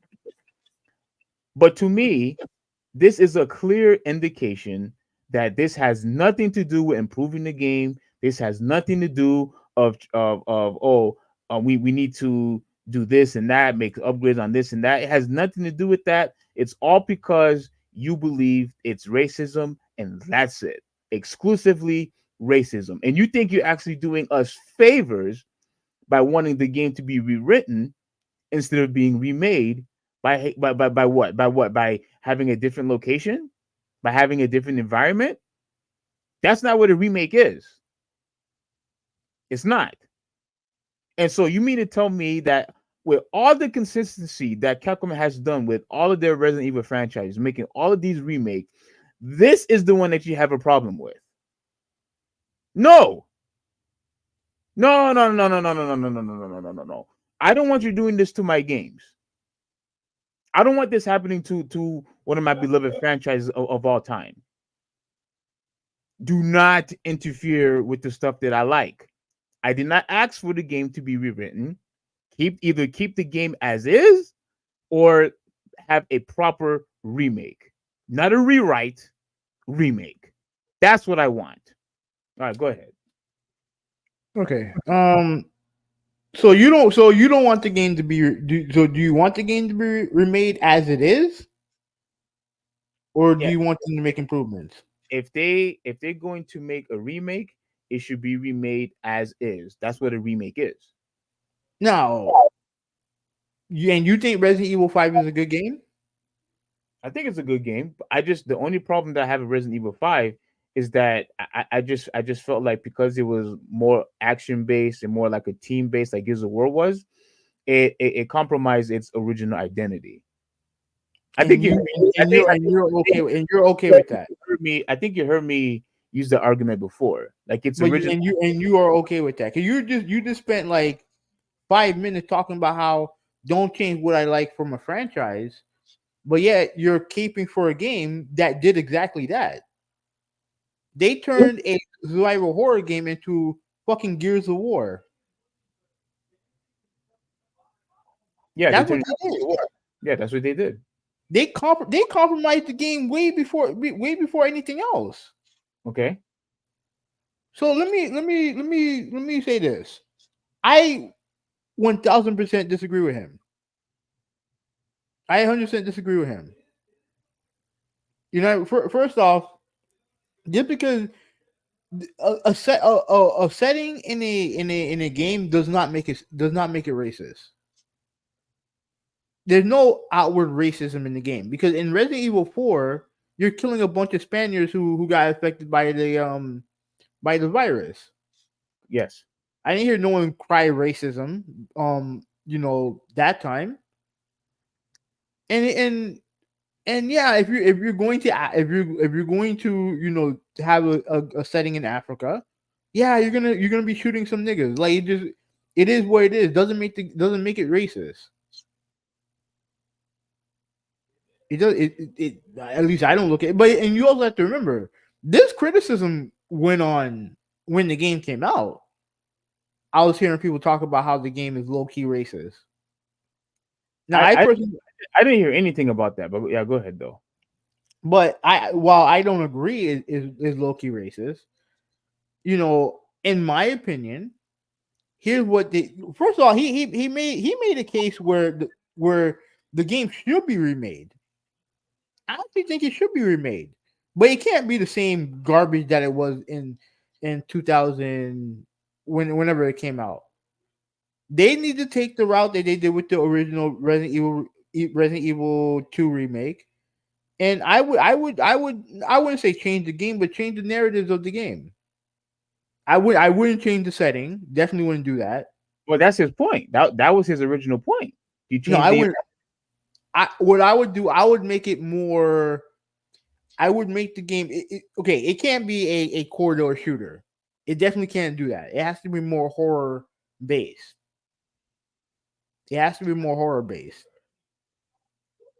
If they can somehow find a way to put the setting in Africa, right? And and I know this is you're not gonna be happy with when I say this. I would change the story a little bit. Why? Why? You're gonna have to change the story anyway, because I don't think you can release the game as is, because I don't think the game as is a good game. It's not a good Resident Evil game. It's not.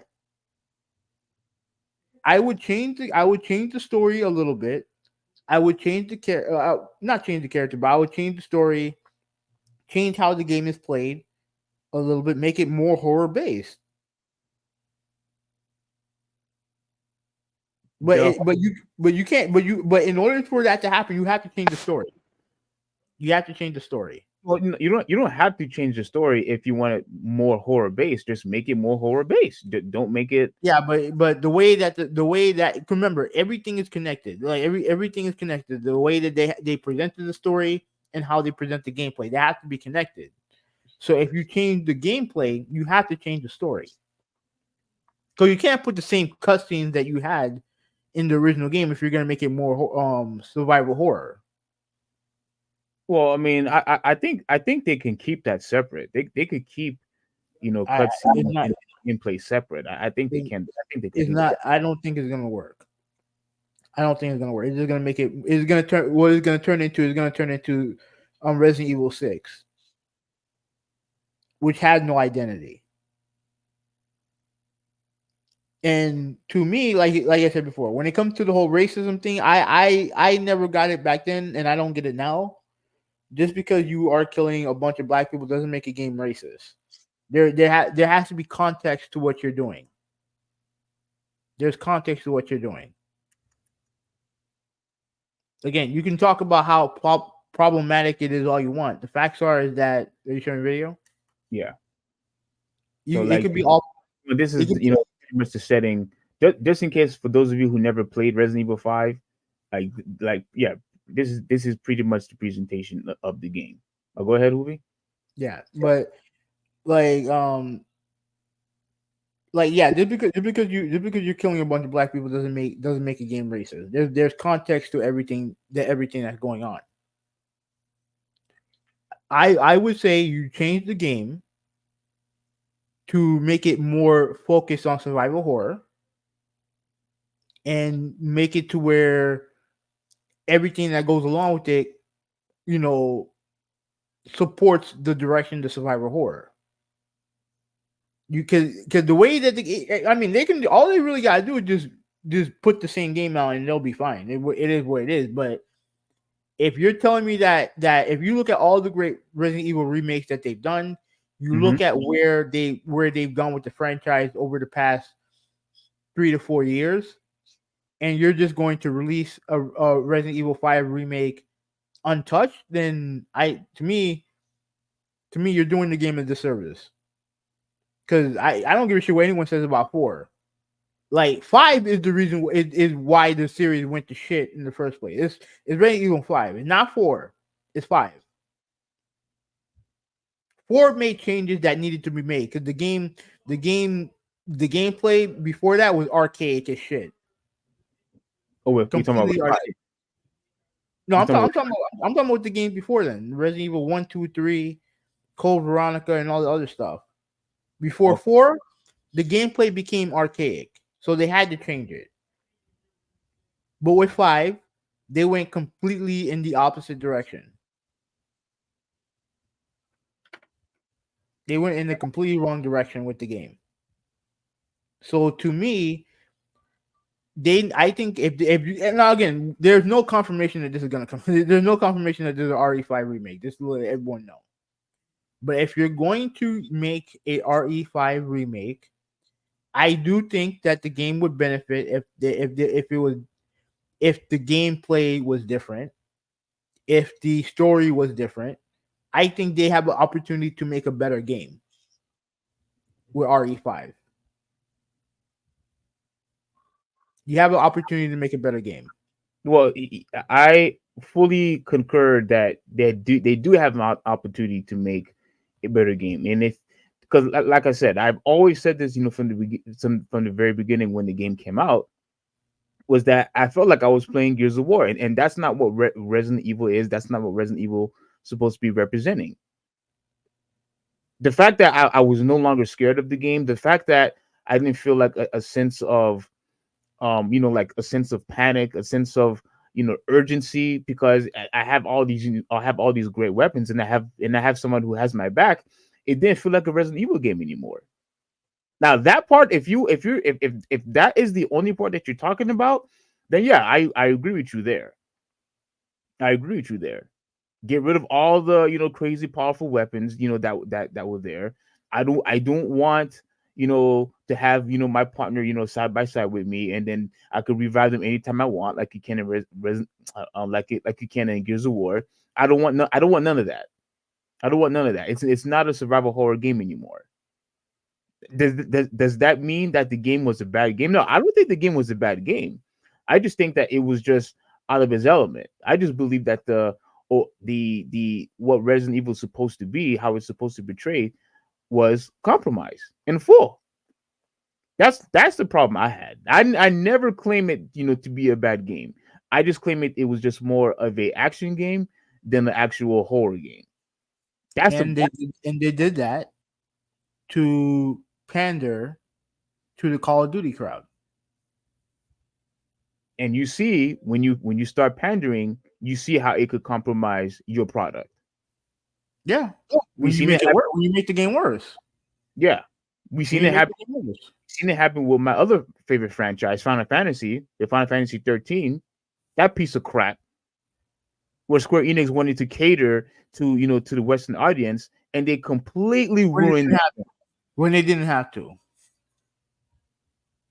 You had the right formula, and they were like, "Oh, you know what? We should make it to appeal to American audiences, even though the American audiences are buying your games anyway."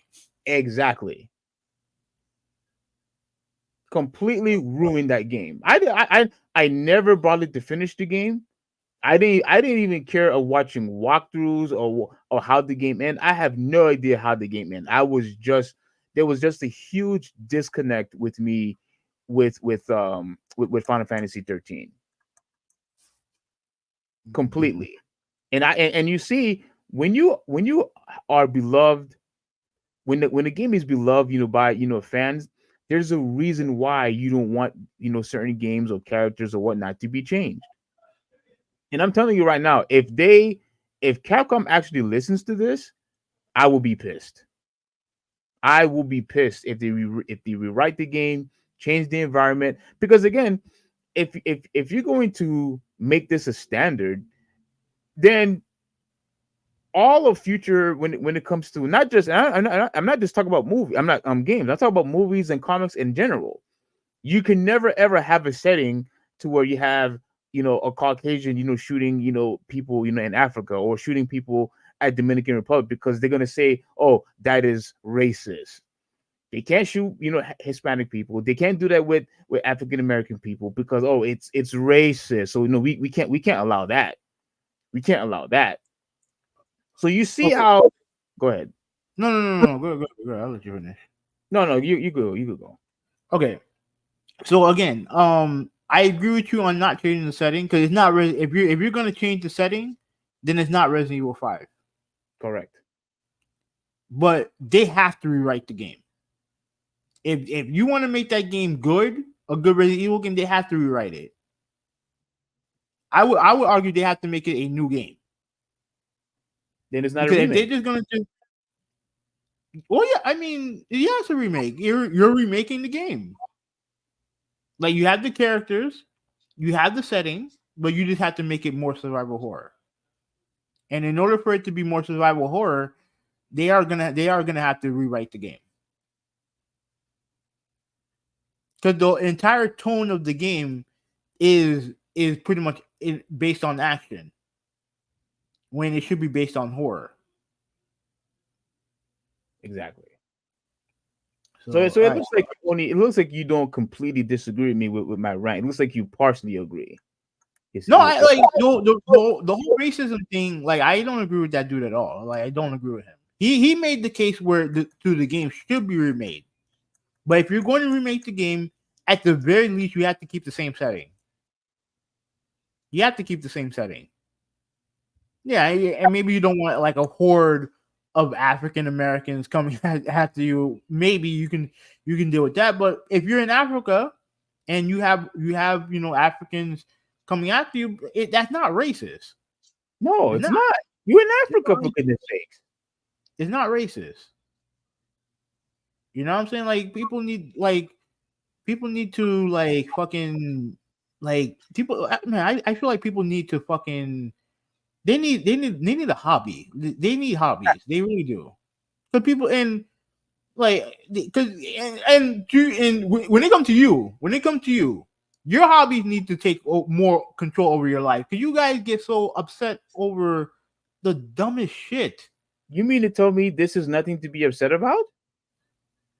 No, not really. No, not really. No, like, cause here's the thing: if he was talking about this when it comes to Resident Evil 4, then I would be pissed, because that game is good. That game's great. Resident Evil 5 is not a good. It's not a good Resident Evil game. I will stand by that. And I don't even like Resident Evil like that. And I'll tell you, it's not a good Resident Evil game. So they should change it. They should change it. But you have to keep the same setting. You have to keep the same setting.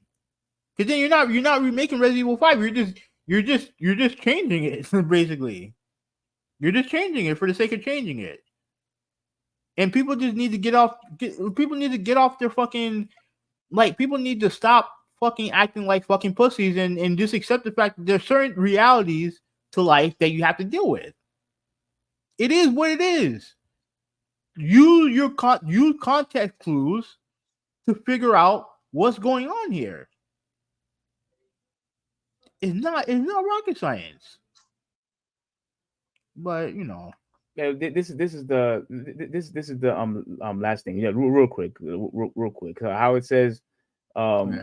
instead of antagonists or black people, yes, technically Erebos virus that protagonist Chris Redfield is fighting, but the parasite host is depicted as a nation of mobs, primitive, who are violent even before their infection, intentionally or not. Resident Evil 5 positions Africa as a dark continent. Shut the F up, dude. Like you see what I'm talking about here? Let me ask you a question.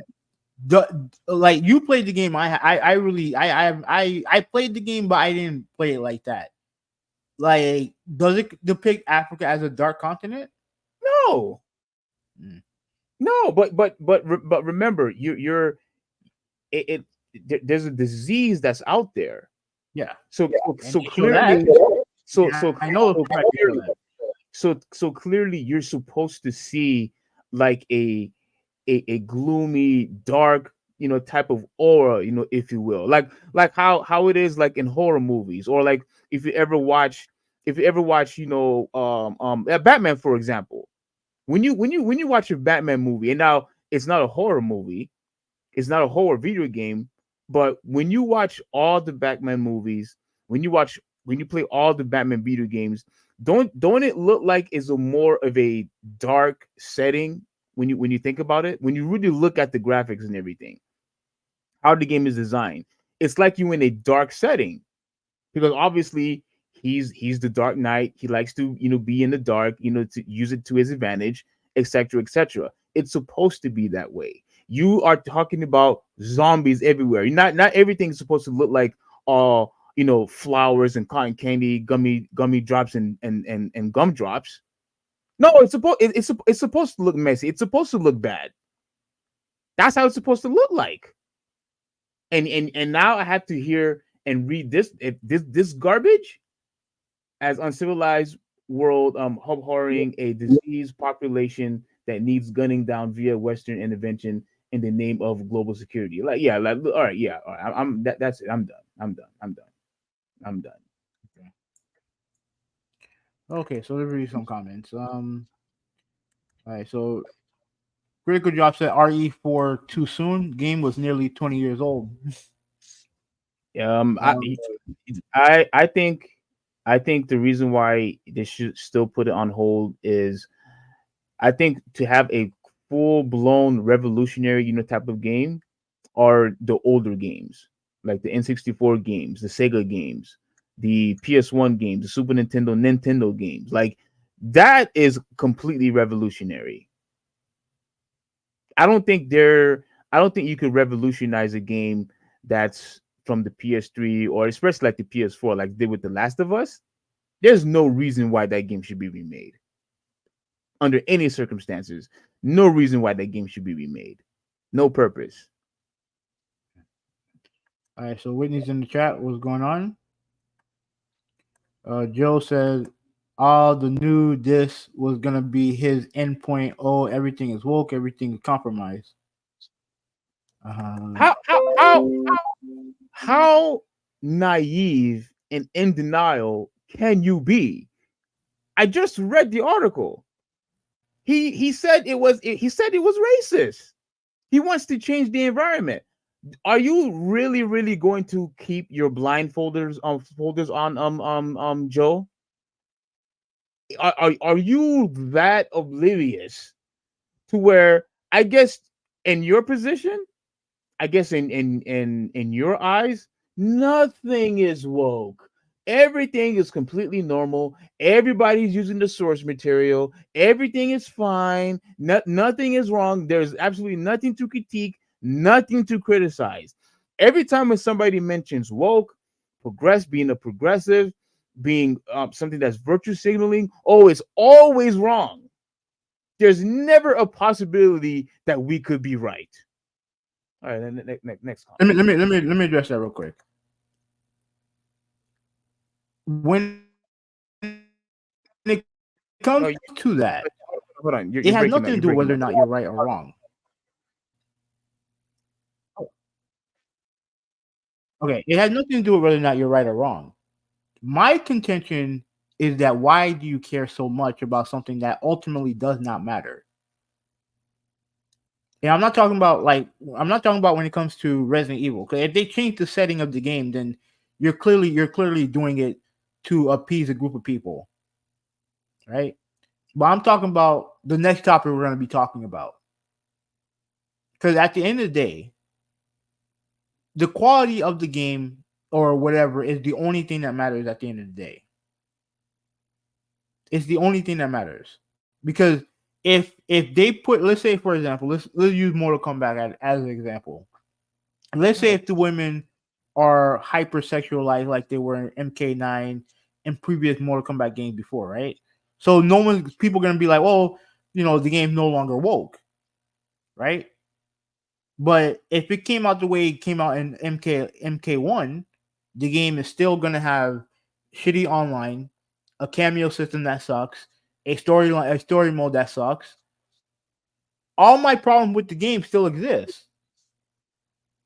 So it don't matter if the women look like fucking. It don't matter if the women look like Beyonce or Bruce. You know what I'm saying? It's not gonna matter because the most important things are the stuff that I mentioned before. That's the most important thing. Like I'm not gonna sit here and give two flying fucks about what a female character looks like if the game is no good. Okay. I had this. I don't know. I don't know.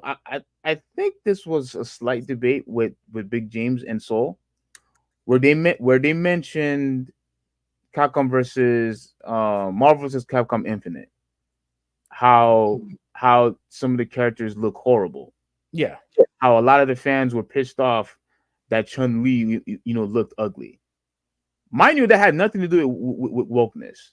That had nothing to do with wokeness, or that had nothing to do with virtual signaling or anything, trying to appease normies or whatever you want to call it.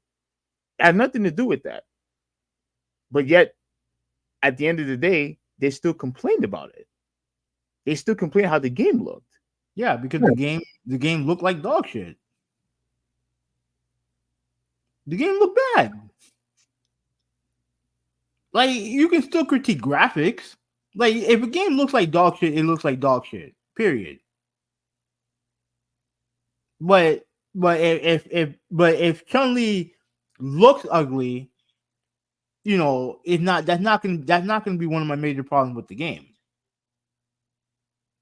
If they decide to put, instead of giving her classic Street Fighter 2 outfit, they completely cover her up, and let's say they make her slimmer. I mean, at the end of the day, what matters most is the game. If they made her skinny, like a Sakura, or maybe skinnier, yeah, people will definitely get mad. Yes, 100% they will get mad. And does that mean that the game is good or bad? No, and that's ultimately all I care about. At the end of the day. So let me see. LOL woke Resident Evil. What? No non-binary zombies. Moto said I beat RE5 twice, once on PS4, once on 360. Co-op. Yeah, when it comes to co-op, I would absolutely get rid of it if they do a remake.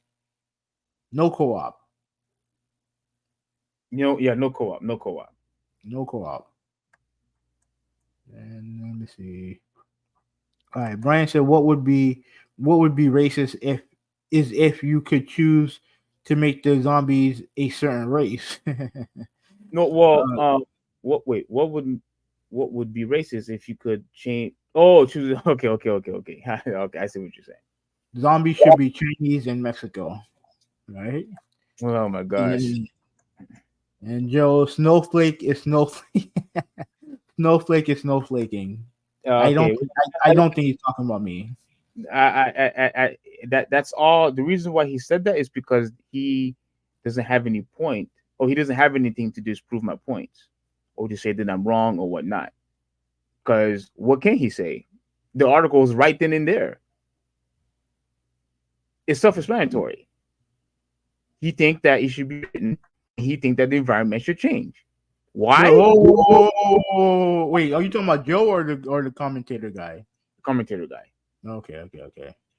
That he thinks that the environment should change.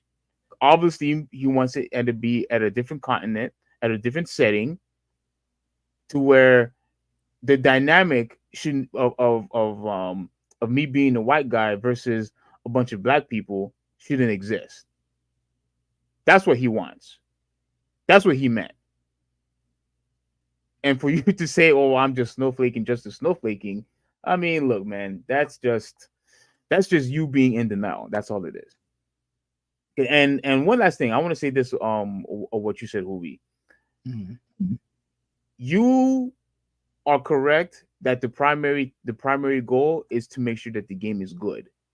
That still doesn't mean that these people don't have a point, or that I don't have a point if you change their beloved characters. Because I'm telling you right now, if Capcom were to make Chun-Li ugly, Cammy ugly, and let's say who was this very attractive on N6?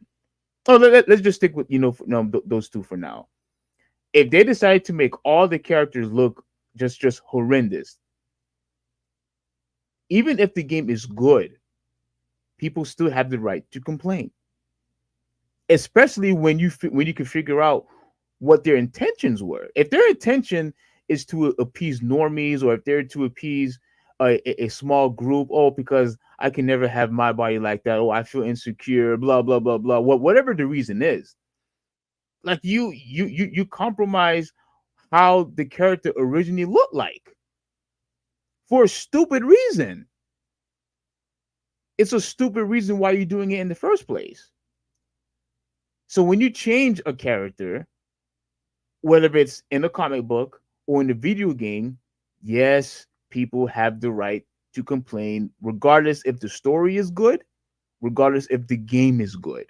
They still have the right to complain, because that's not what the character originally looked like, Huvvi. That's the point. And I think the issue that you have, the problem with you, is that you think everything could be easily dismissed just as long as the gameplay is good. Yeah, it's the only thing that matters.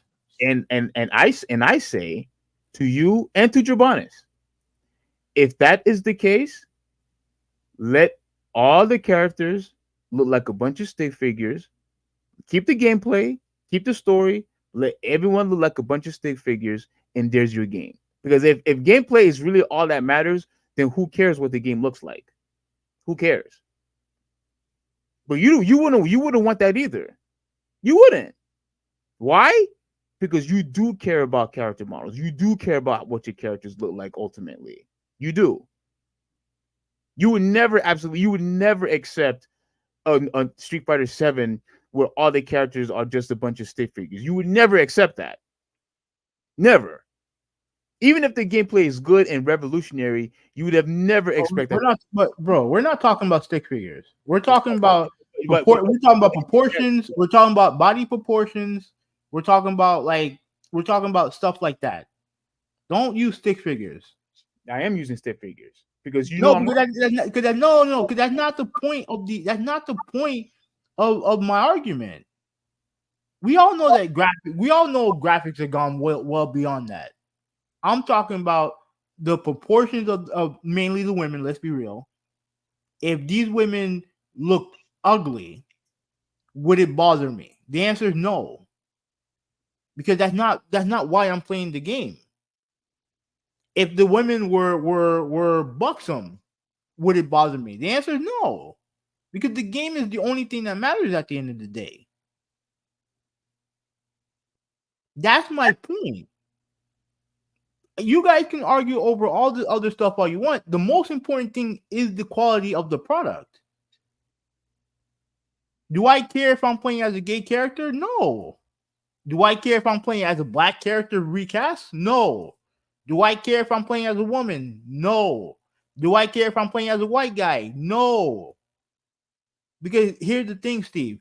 If the game sucks, I ain't playing that shit at all. Dude, I could be on the cover. If the game sucks, I ain't touching it. That's my point. If the game sucks, I ain't wasting my time with it. Do I think people care too much either side of the aisle? Absolutely. I agree. They do care too much on either side. People bitching and complaining about beautiful women in games. It's like, bro, like it is what it is. Either you play it or you don't. But everyone bitching and complaining because these Mortal Kombat women have too much layers, too much clothes, have too much clothes on. Like I ain't got time to entertain these people.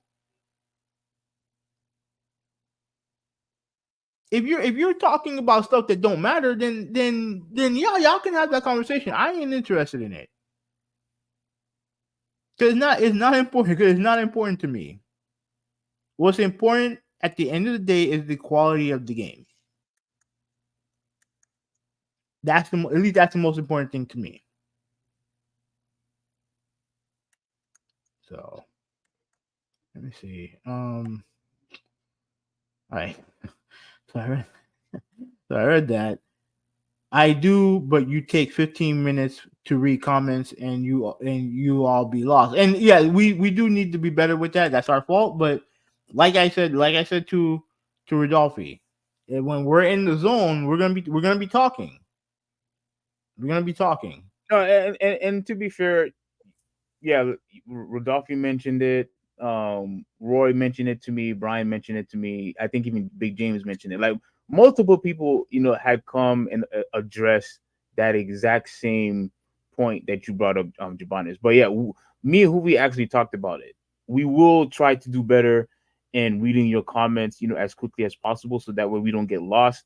Because I know the feeling of writing a comment and then you waiting for the host or whoever to acknowledge it. I do get it. Trust me, I do, and we will do better, with that. We will. All right. Let me see. All right, so is that dude dumb, stupid for the Africa thing? Yes. But did you see what you did before? You built up to it by bringing up every non-conservative thing. Then you say, look, they're making games woke. This is just looking for a way to argue about progressives. I mean, like I said, it's pretty much self-explanatory. He used racism as a reason why the game should be rewritten. He gave clear examples of a shooting at a bunch of African Americans in the game, and that's what his complaint was about. He is not doing me any favors by talking that nonsense. He's not. He's not going to get any woke points. And you know what's even funny? You know what's funny about that, Javanis? That when people was tweeting about it, IGN disabled all the comments. They knew that they were in the wrong. But yet, they disabled it because you were getting a lot of hate for it. That's what I'm talking about. That's exactly what I'm talking about. He was getting a lot of hate for it. He was receiving so much backlash for it. And what happened? Oh, I can't take this anymore. Let me disable all the comments so I don't constantly hear all this criticism and get crucified from these people. That's what he did. Okay. So Brian said, well, what kind of people does he want to shoot?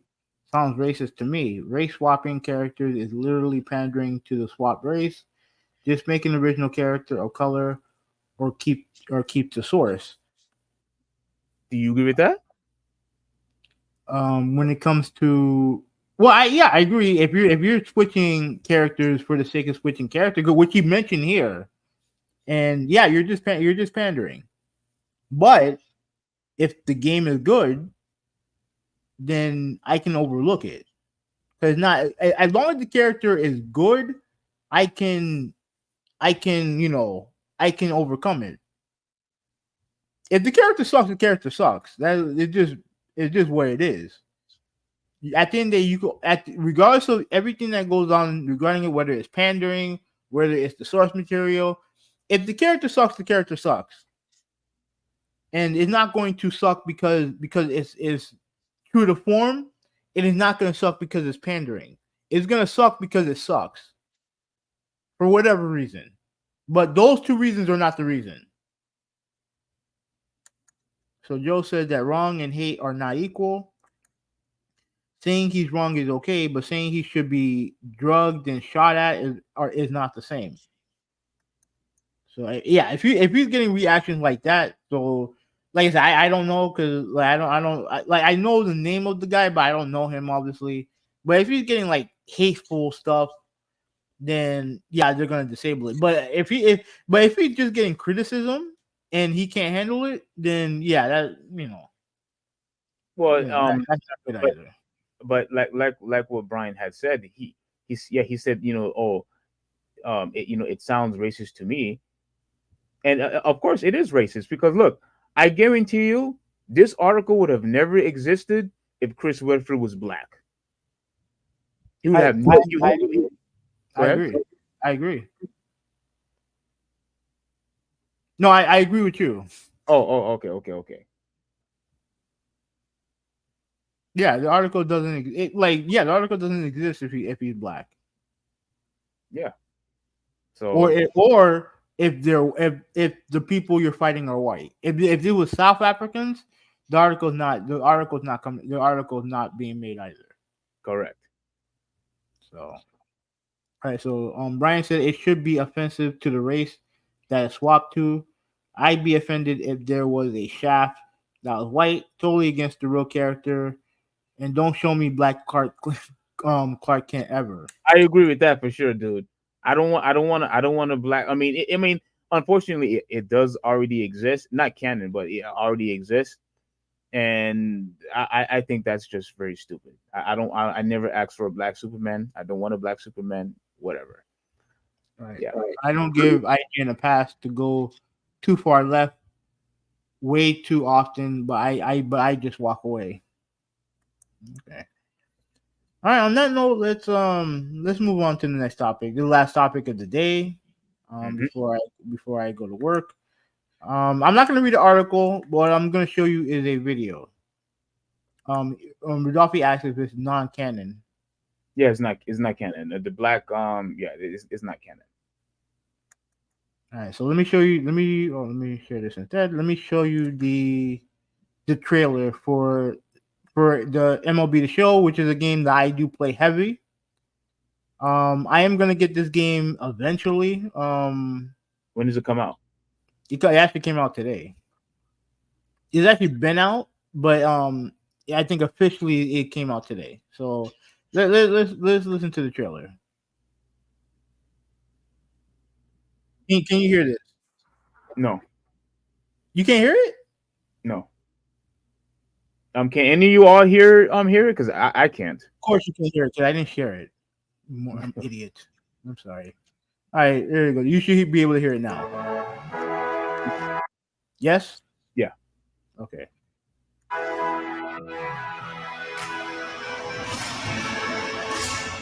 When it comes to big league dreams, no two are alike. Some want to swing for the fences. Some want to put on a show. Some want to perform when it's all on the line. And some want to change the game. And it's got the entire sports world taking notice. Whatever your big league dreams, they're yours to unlock in Road to the Show. Unlock your dreams. Own the show. All right, so that's pretty much the trailer. So what they did here is they decided that you can now on Road to the Show, which is their big single player mode, you can now create women in the game. You can now create women in the game. So, do you want to hear my opinion or do you want to go? No, you already know what I'm going to say. You go first. I already know. I think I know what you're going to say, but clearly, what I have to say, you're going to be completely You're going to completely disagree with me. Watch. Just watch. Here's what I will say. Would I have preferred it if they did like a softball type thing where they made a softball, not a softball game, but a softball mode featuring the women? Yeah, I probably would have preferred that. With that said, this has no bearing on how I play the game. When I play Road to the Show, normally I like to create myself. And last time I checked, myself is a man. And I can still do that. And that's what I'm going to do when I buy the game.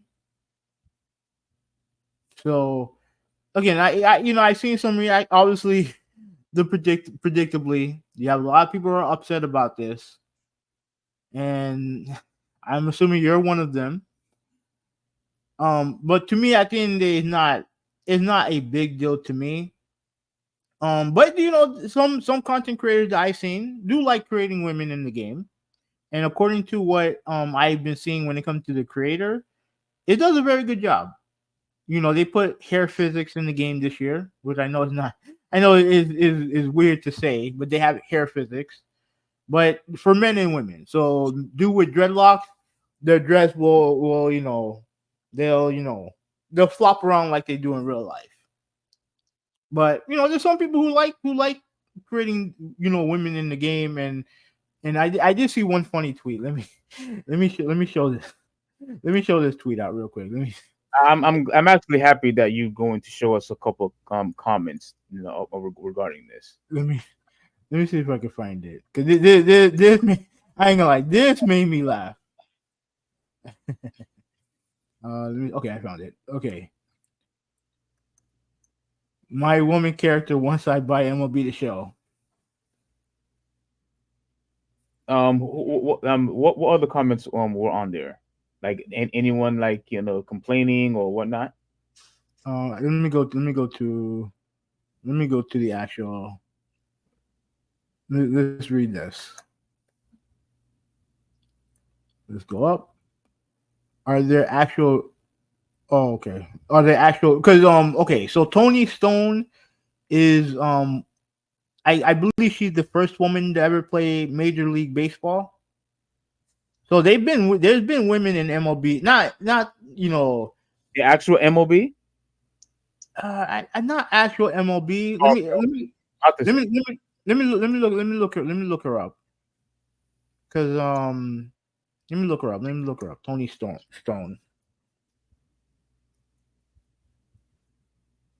There. American baseball player. She's the first one to play in the Negro Leagues. She started her career in 1949 for the San Francisco Sea Lions and for New Orleans. 1949. Yeah. Okay. Yeah. So she played in the Negro Leagues. Remember, back in the day, she was black players weren't allowed to play in Major League Baseball. So yeah, so that's her. So and I think there's a woman playing in one of the minor league systems. I don't know if she's still there, but let me see. Let me see some of the comments. Let me see. Let me go to the official announcement page. Let me see. I know I saw something, but you don't think this is funny? Oh, with the it is. Yeah, I know Riddler is definitely happy with that. Okay, so you have this comment here. Why did MLB the Show 24 add women? I ain't never seen a woman play in MLB. What's your answer to that, Huvvi 186? I mean, and don't you say I do not want to hear you say I don't care. That's not an acceptable answer. You because I want to hear some consistency with you. regarding What with that and regarding with that in the WNBA and in the NBA. I want to hear some consistency. What are you talking about?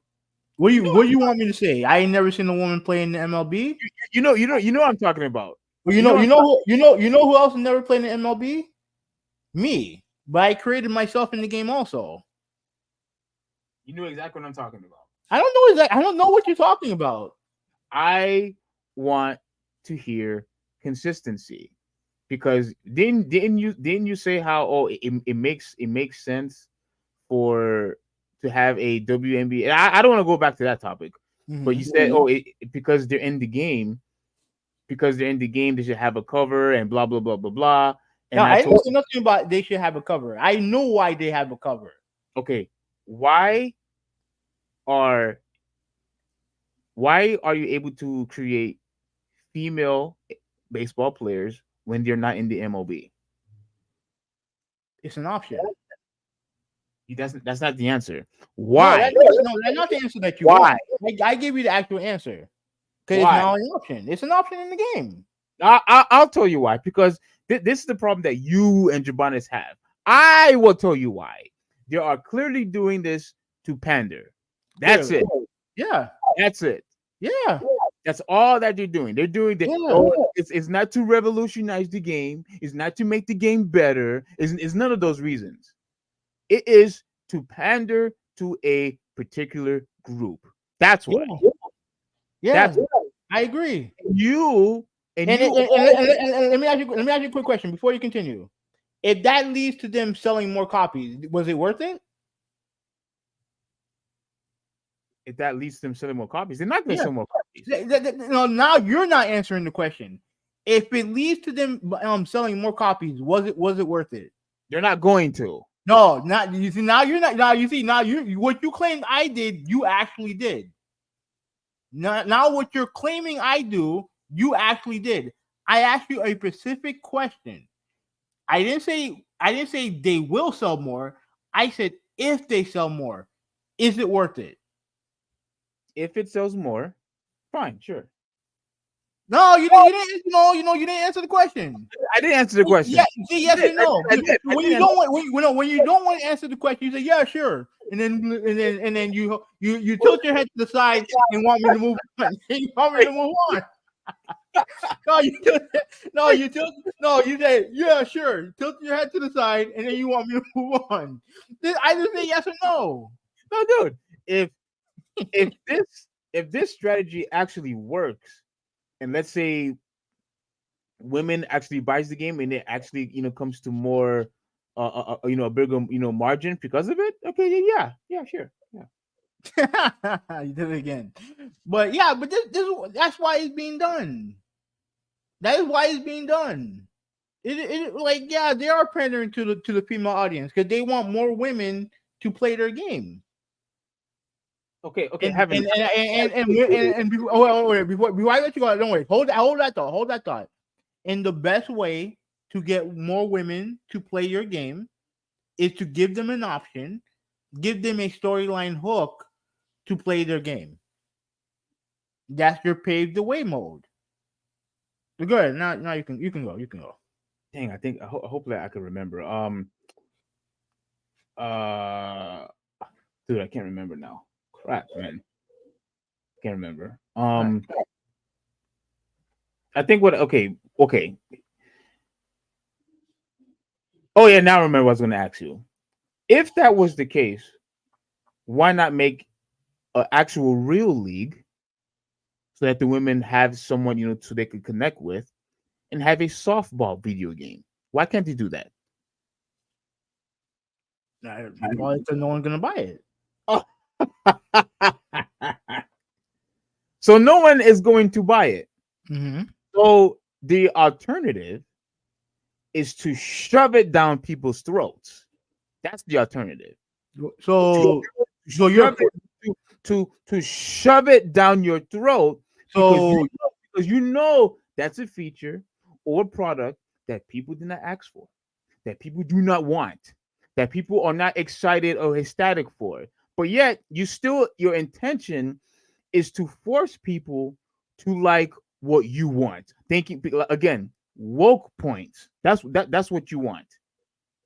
You want woke points.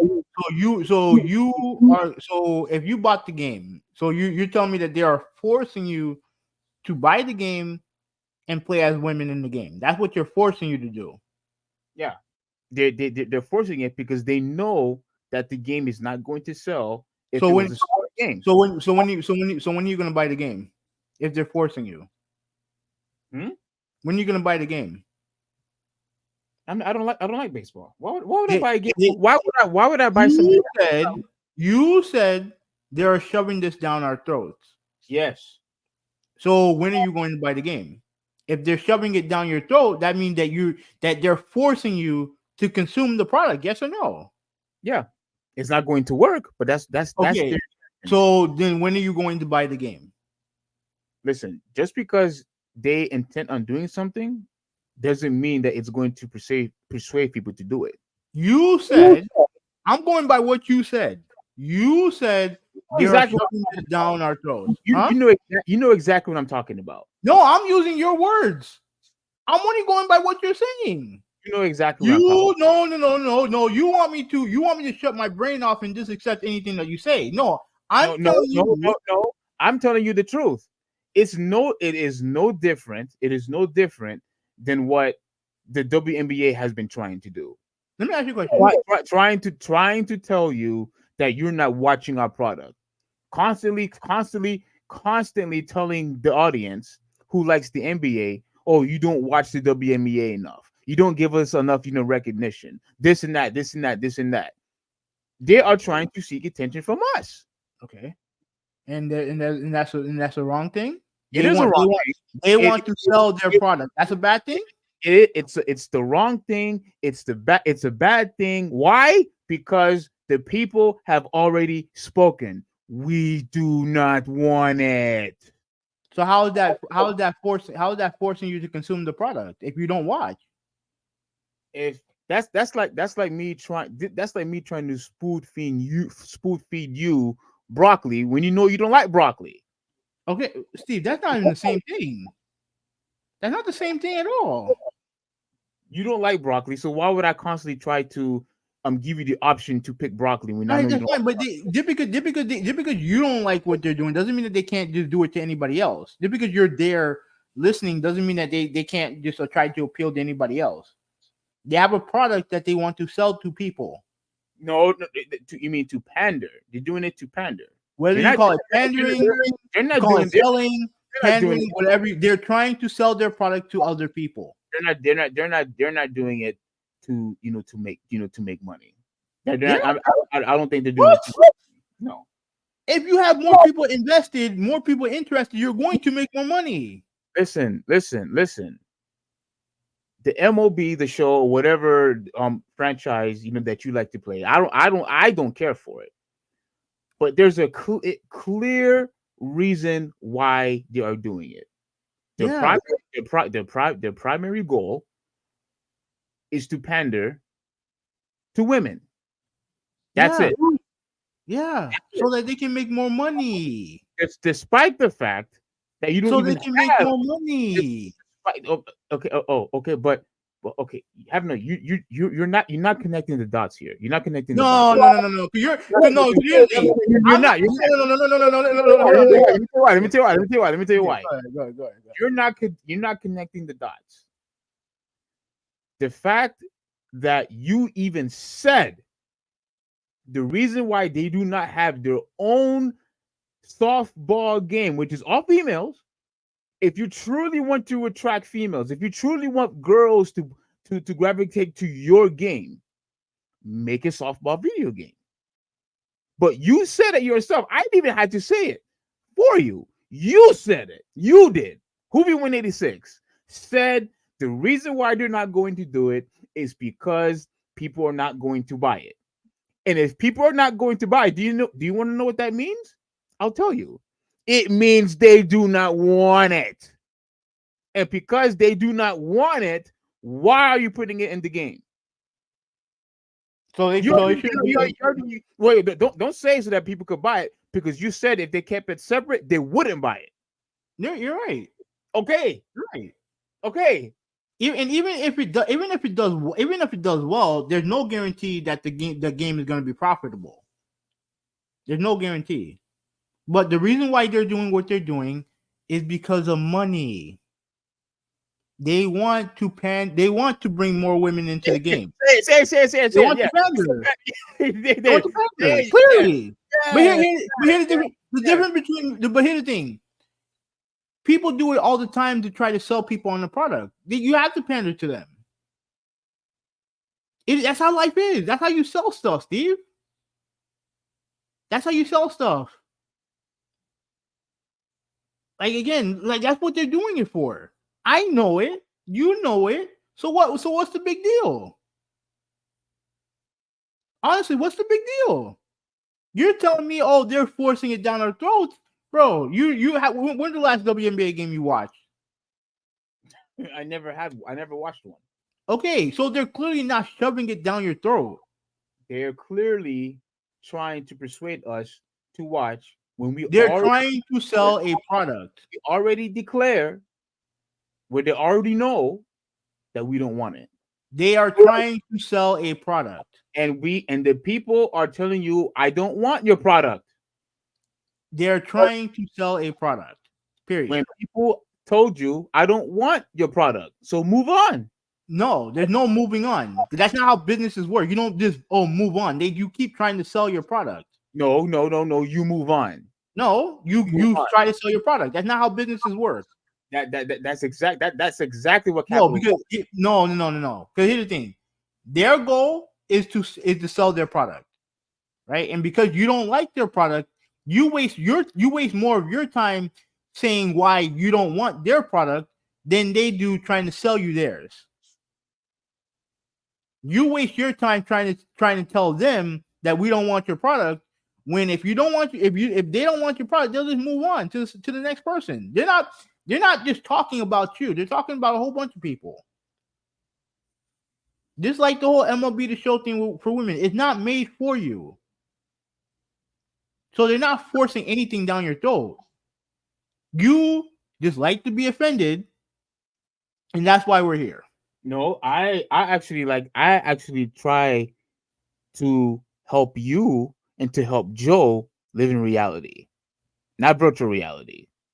That's what I tried to do. Obviously, it doesn't work because you guys are so consumed with what the left always have to say, and always thinking that, oh yeah, this is the greater good for the people, which is clearly incorrect. It's not a right or left thing. It's not a right or left thing. You have to listen to what the audience wants. And I just told you, if the game sells more, if the game sells more, is it worth it? That's what I asked you, and you said yeah, sure, and then tucked the L to the side. All this if that. Look, no. Listen, it doesn't make any sense in the business decision to put a product in for people to buy when you already know nobody asked for it in the first place. It makes no sense. Bro, if that was the case, then they would have never put it in the first place. They put it in knowing that they want to appeal to a different demographic. The people who want the show still get the show. This is for a different demographic to reach out a different level of people. That's all this is. If you're going to sit there and tell me that it's better to be stagnant than it is to try to reach out to more people, then you're not a good business. You're not good with business. You're not. No, just using simple logic. There's no reason. You can't judge that without trying first. You can't say that without trying. You again, it completely negates your point because you already, if the goal is to try to reach a different audience, women, but yet you are so reluctant to make a game exclusively for women, like making a softball game, you won't do it. But here's the thing: when it comes to softball, right? I don't believe they have a major a major league for softball. I'm sure they have like smaller leagues, but they don't have like the highest level. I probably say the most recognizable level for softball is college, and I don't think they have the college license to do that. Now, if they did, yeah, it would be cool to have a college softball game. Then do But that. even no, here's the thing: one, you actually need license to do that. You actually need a license. You can't just do a random game and put college teams in there. You need to actually pay for that. Mm-hmm. And even if the game is good, there's no guarantee that will succeed either. There's no guarantee that will succeed either. Like at the end of the day, I don't have a problem with what they're doing because I'm not even going to use the feature anyway. Me personally, I'm not going to. Wait. Hold on. So even you not even going to use it? No. So but if I'm not, but so what? I'm supposed to be like you and complain about everything? It's a waste of space. It's a waste of effort and a waste of space. I mean, at the end of the day, Steve, like I said in the last topic, the only thing that matters is if the game is good. And I know the game is good. That's the only thing that matters to me. It's pretty like, and the funny thing is, you want them to do. I mean, technically, what 2K did with the WNBA game, they have their own league in it, and yet you have a problem with that also. You have a problem with that also. So it's like, at the end of the day, we're like, at the end of the day, it is what it is, bro. Like, it's not like, to me, all I care about is if the game is good. I don't care. Like, again, I know why they're doing it. I know why. And since it doesn't affect me in a negative way, then I'm not gonna get upset about it. Because at the end of the day, like, that's not why I play. That's not why I play the game. Hold on, wait. I need to read this. I need to read this one paragraph. Wait a second. So, for the first time ever, you can create and play as a female ball player with a unique role to the show story that evolves with the player over the course of your career. It says the MLB the Show website. Experience a personalized story where players can interact and build your own baseball career. This path includes all existing features of role to the show with addition to unique to women's storyline following a lifetime friendship as it develops a profession in professional baseball. Mm-hmm. A league where there's no women there in the first place anyway. The new story mode used help with Molly Umbrelli, the game's narrative designer, and Kelsey Whitmore, the first female player in the MLB partnered league and a member of the Women's USA Baseball national team, who's featured in the trailer. This project. Wait. Can I finish reading? Go. Scroll back up. Now, that woman right there, she's the girl that I was talking about, the one that plays in a level in the minor leagues. I guarantee you, she's the inspiration for what they're doing. And mind you, they're gonna have a women's USA basketball national team. I think baseball national team. I believe they're gonna be playing in the Olympics. I don't know if it's softball or regular baseball. They said if it was softball, they would have said softball. But I think these women are actually playing actual baseball. All right. Wait, do US have the US have a females baseball team, like a professional team, league? I mean, not to my knowledge. I'm sure they do, but it's not like I said. To me, I've never seen it. I've never seen it.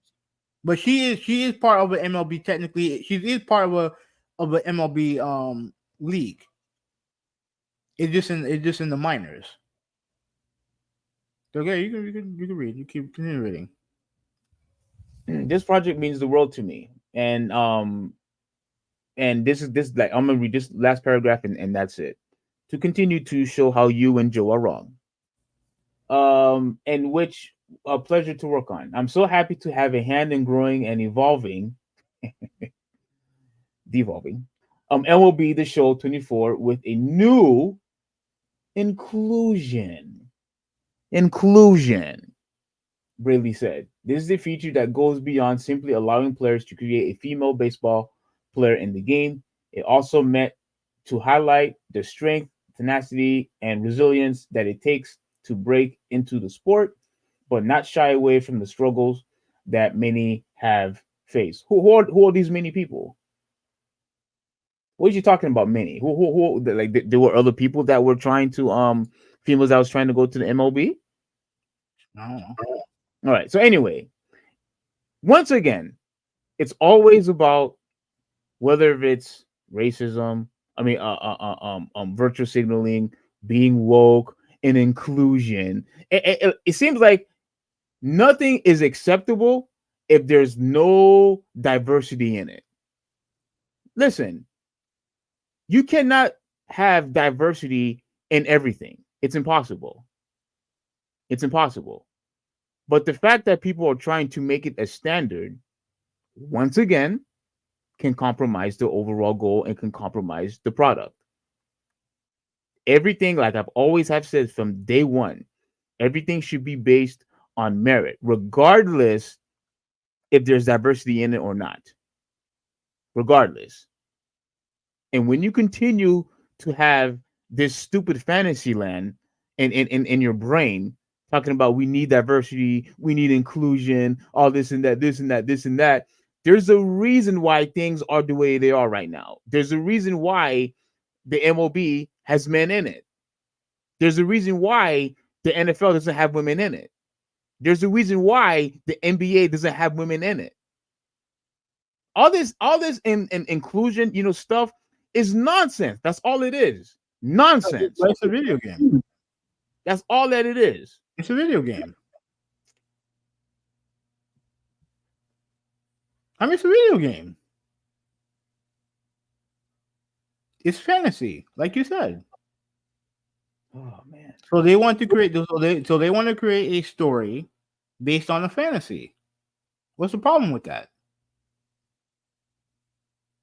I mean, they had a TV show on Fox where they had a woman make it to the major leagues. A TV show? Yeah. Oh, TV show. Okay. So what's you have a problem with fantasy? No. Because you obviously you missed my whole point. So what is your point? What are you talking about? Like what I'm saying is true, right? It's a fantasy, right? When it's all what I have said from the very beginning. It's always either about wokeness, being progressive, being woke, diversity, and inclusion.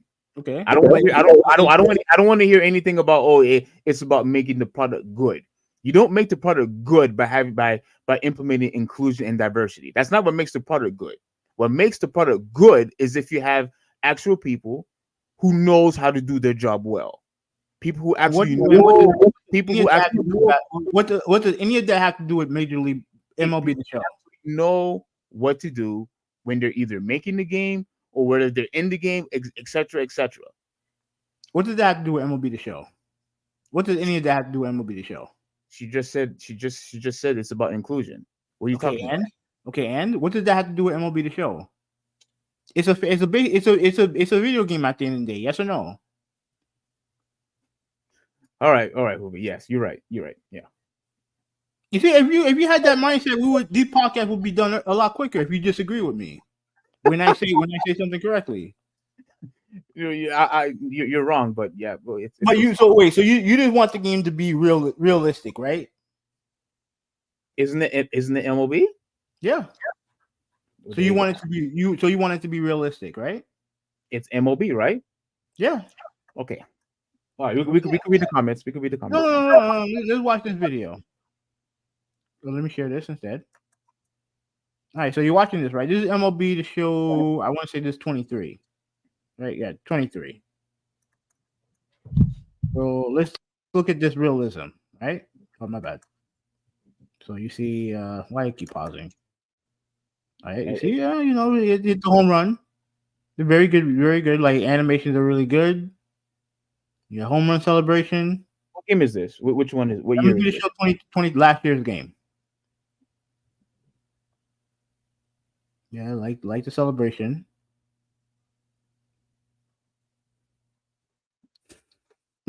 Completely love the completely realistic Superman run to Superman flying into the home plate. Is that a glitch, or is that No, actually? is actually in the game. No, okay, that's actually funny. Yeah, it that is that funny. It's also highly unrealistic. It's also highly unrealistic. I mean, clearly you misunderstood what I meant, but No, that's I fine. didn't misunderstand. I didn't misunderstand anything. I think the problem is that I'm telling you what the truth is, and and it's not registering in your head. I already told you what the truth is. It's pandering, and it's about inclusion. That's it. Yeah, I don't want. I and don't want to hear. I don't want to hear anything what's about. the Oh, problem? So what's the you're, problem? you're, you're not revolutionizing anything. So what's the problem? You're not revolutionizing anything. I mean, is it going to revolutionize it to the point where you're going to actually buy the game? I'm No. not. So what? Don't bring that. Don't bring that up. Don't bring Steve. Don't bring up anything. Don't do that. Don't bring up anything if you're not going to buy the game anyway, because you don't care. All you want to do, you want to get upset because you don't like inclusion, you don't like diversity, you don't like women being featured it doesn't make sense. Just say that. Just say you hate wokeness, which is a word that completely been co-opted by white people and other people just run with it without knowing what the hell it means in the first place. What? So you say? So you saying that only white people? That's those are the ones that co-opted that took the term, mangled it up, and made it and used it as a right-wing talking point to dismiss anything when it comes to diversity, inclusion, or pretty much anything where minority get a shine. We have to shit all over it. Pretty much. Look, at the end of the day, it's a mode in the game, and it is what it is. Everyone knows why they're doing it. Everyone knows why. So what's the problem? everyone knows why. You said everybody Yeah, knows why. yeah. It's no secret. The But problem like I is said, okay, go ahead. I'll let you go ahead. Go ahead. no. I only have one quick. I only have one quick thing to say. Mm-hmm. This has nothing to do about making the game good, making the game better, or revolutionizing the game. They're simply trying to put something in there that doesn't belong. That's it. They're putting in something in there that's just a waste of time and a waste of space. Because they know for a fact, and you said it for me. I didn't have to say it for you. You said it for me. The only reason why that they're doing it is because if they made a baseball game with females only in it, they know it wasn't going to sell. Also, so we got to find some way. Let's put it into an existing product so that people will play it, knowing for a fact the reason why they bought the game in the first place is to play as the MLB players. Go on with the comments. Okay. So what's the problem then? Ultimately, what's the problem? Because I asked you the question: if they sell more because they try to pander to women, is it worth it? And you said The reason why that question makes no sense it is makes because perfect sense. Don't say that. It makes perfect sense. the reason why it doesn't make any sense, and I'm going to say this one last time so it could finally register in your head. The reason why that question does not make any sense because if they truly wanted to grab a different audience, they would have made a female MLB game or softball game. But because they know that it's not going to sell, they choose not to do that. So there is no audience for it. I said if this creates more sales for the game, is it worth it? Because it's always cheaper to add something into an existing game than making a new game. But It's hold cheaper on, to hold on. But you said they're trying to grab a different audience though. Yeah. If you're trying to grab a different audience, why are you trying to put it in the game with an existing audience already? Huh? What? Why are you putting that feature where you have people like you who's not going to play the game anyway? So what's the point? You want as many people to buy your game as possible. You said you're not even going to play. You're not even going to have. I'm not going to create a female for my story mode. So what is the point if people like you are not even going to do that anyways? What's the point? It's not made for me. It's not made for me. Because me, I'm gonna buy the game anyway. Hold on. I'm buying the game anyway. Wait. You said it's not for you. No, I'm not creating a woman for, because when I play the mode, I create myself. When I play a mode, I create myself. So why would I create a woman or any other guy? I'm creating myself.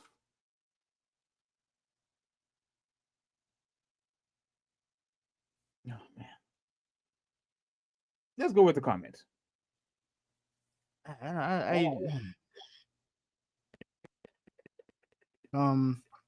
Joe, I know Ring don't believe in alternate universes. Brian said no woman should be there. Real women will never be a 20th of a current top pro players. That may be true, but that has nothing to do with the video game.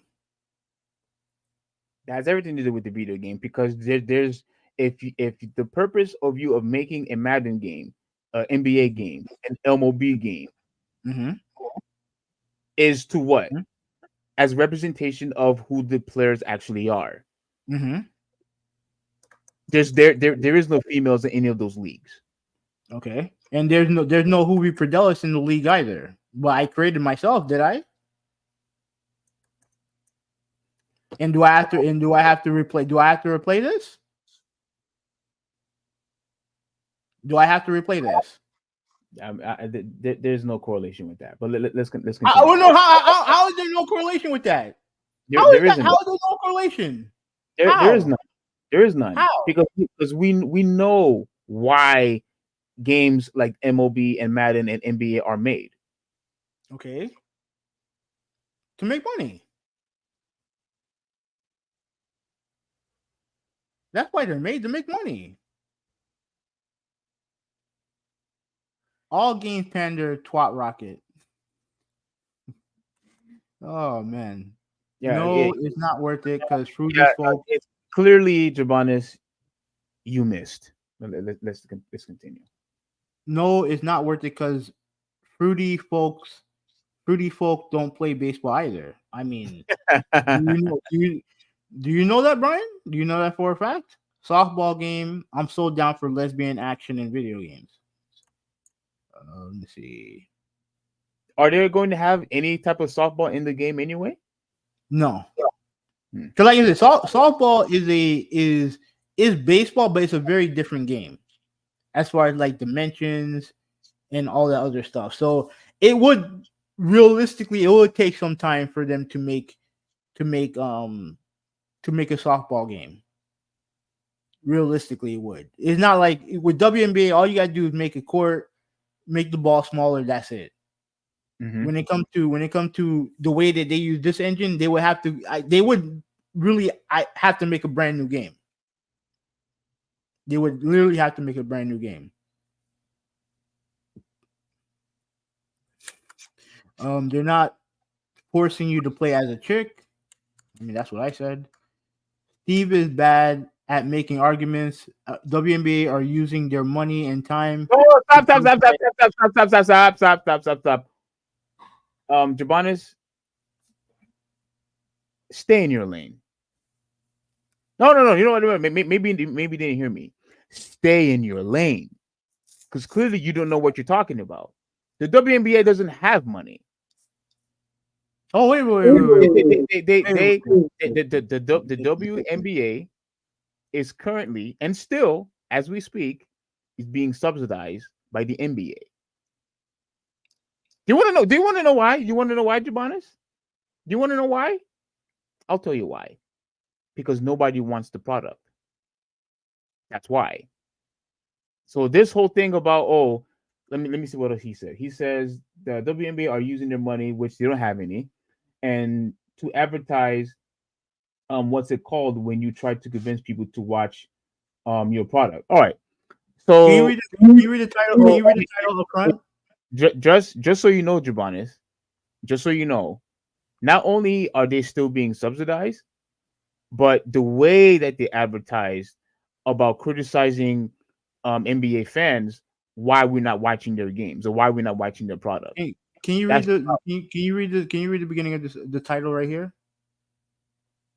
WNBA expansion team awarded in Bay Area to Golden State Warriors to begin play in 2025. Okay, and you do know that leagues that are in trouble do not expand. Leagues that are in trouble don't expand. So leagues do wait, say that one more time. Leagues that are in trouble do not expand. Do not expand. Yeah. When you get subsidized, what does that mean?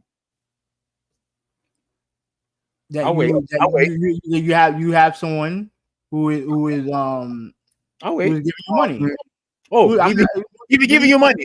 Giving you money? Yeah. If wait, hold on. What do you need the money for if you're not in trouble? So you think teams just expand? You think that leagues expand when they're struggling, right? You can't. No. If you have teams that are expanding, what does that tell you? Do you think let me ask you a serious question, a real serious question. Do you think the league is better off now or 10 years ago? In all honesty, the WNBA is still, in my opinion, it is still in the same position because they're still being. If you still need to be subsidized, I don't see progress. So you're telling me that when they were actually contracting teams, when teams were either moving or being dissolved, like what happened down here, you're telling me that around that time is the same as the league growing? Literally growing? The only way for me where you actually have actual progress is if you're actually making money without needing help from another league. The league, they're partners. They're partners. But if the league was struggling, because this didn't just happen. When the league was taking over the WNBA before, they were contracting teams, so it didn't even matter. If the NBA was involved, if the NBA was so strongly involved, some of those teams would not have contracted, but they did. But when you have all these teams that decides to downsize, when you have situation where they're giving out tickets for free just for the sake of filling the arena, when you have situations to where they would prefer, I forgot which team it was involved, but they actually rescheduled that game just so they could have, I think it was Jay-Z or whoever, to be, because I think there was something was conflicting with the schedule. Mm-hmm. You know who else that happened to? Hold on. When you have all of those things happening, mm-hmm. and to me, and that's not even the worst thing. When you have to offer, people free tickets just for that, to me, that's the worst thing. That's the worst thing. Do you know who else that happened to? When you constantly have to do that over and over and over again, I don't see that as a progression. So what do you see this as? As a trajectory? I don't. What do you see this as? What do you think this is just nothing? You think they just make teams out of the blue for no reason? More than likely, that is money that they've been getting from the NBA. That's all. Okay, but here's the thing: if that was the case, all 31 teams would have WNBA teams. All of them would have WNBA teams, but that's not the case. Well, you have to be smart about it. They're probably thinking about who's going to be more profitable and such. You know what I mean? I'm pretty sure they're not just gonna just give it to everybody. But here's the thing: if they're expanding, that's a good sign. If they're expanding, that's a good sign. That's not a bad thing. That's a good thing. Not if you still have to constantly borrow money. I don't think so. Regardless of why because I don't even know if that's true. But even if it is, even if it's not, if you're expanding, that's a good thing. I've never seen a league struggle, and yet they're still expanding to other markets. It don't make no sense. It don't make no sense. So, all right. So let me continue reading Joe's comment because before I was so rudely interrupted. Mm-hmm. Steve is bad at making arguments. LOL. WNBA are using their money and time to advertise. I already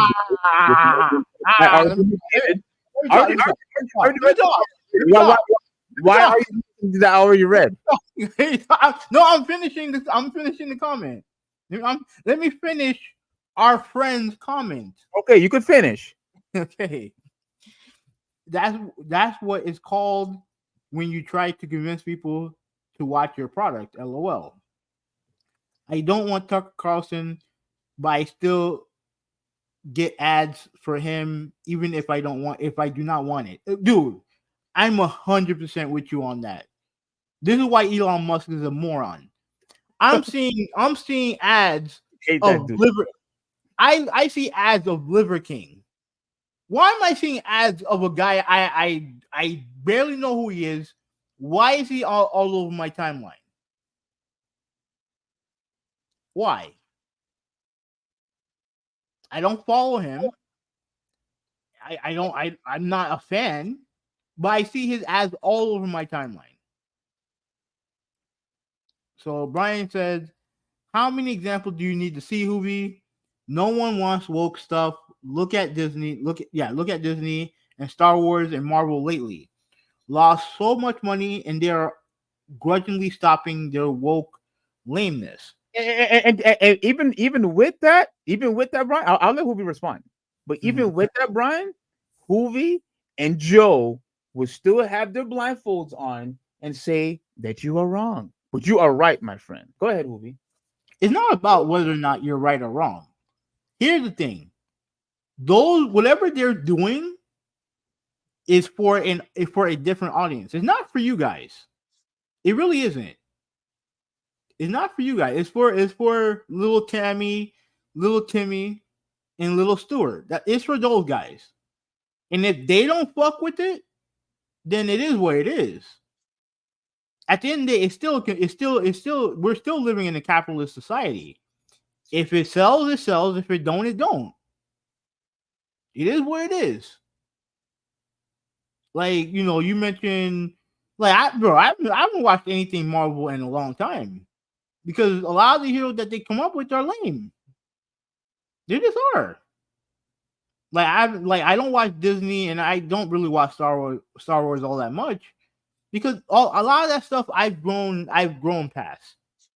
Right? Like when it comes to Disney, right? I'll use Disney as a perfect example. The last Disney movie I watched, like when I'm talking about now, right? Like where I can go on Disney Plus and watch videos and stuff like that. The last movie I watched was The Lion King. That was it. Like, and there's tons of stuff that I used to grow up watching. Like I used to grow up watching Robin Hood, Jungle Book, Aladdin. I have no desire to watch any of that stuff now. I've grown past it. Yeah, similar like you have with Nintendo. Yeah, pretty much, yeah.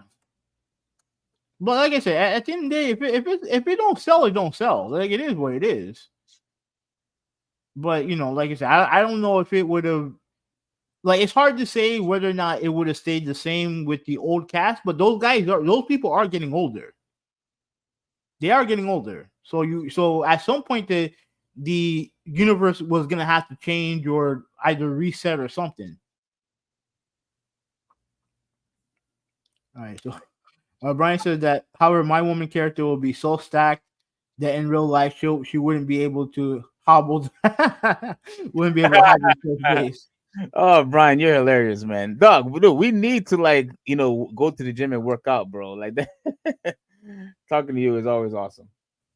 I agree to that point. Diversity is not the standard in most cases. Thank you so much, Riddler, and thank you for not giving any riddles. I appreciate you once again, bro. All right, so He's James, right. He's right. He's right, Huvvi. Diversity doesn't make just because you have diversity doesn't make the product better. Continue. that's not what he said.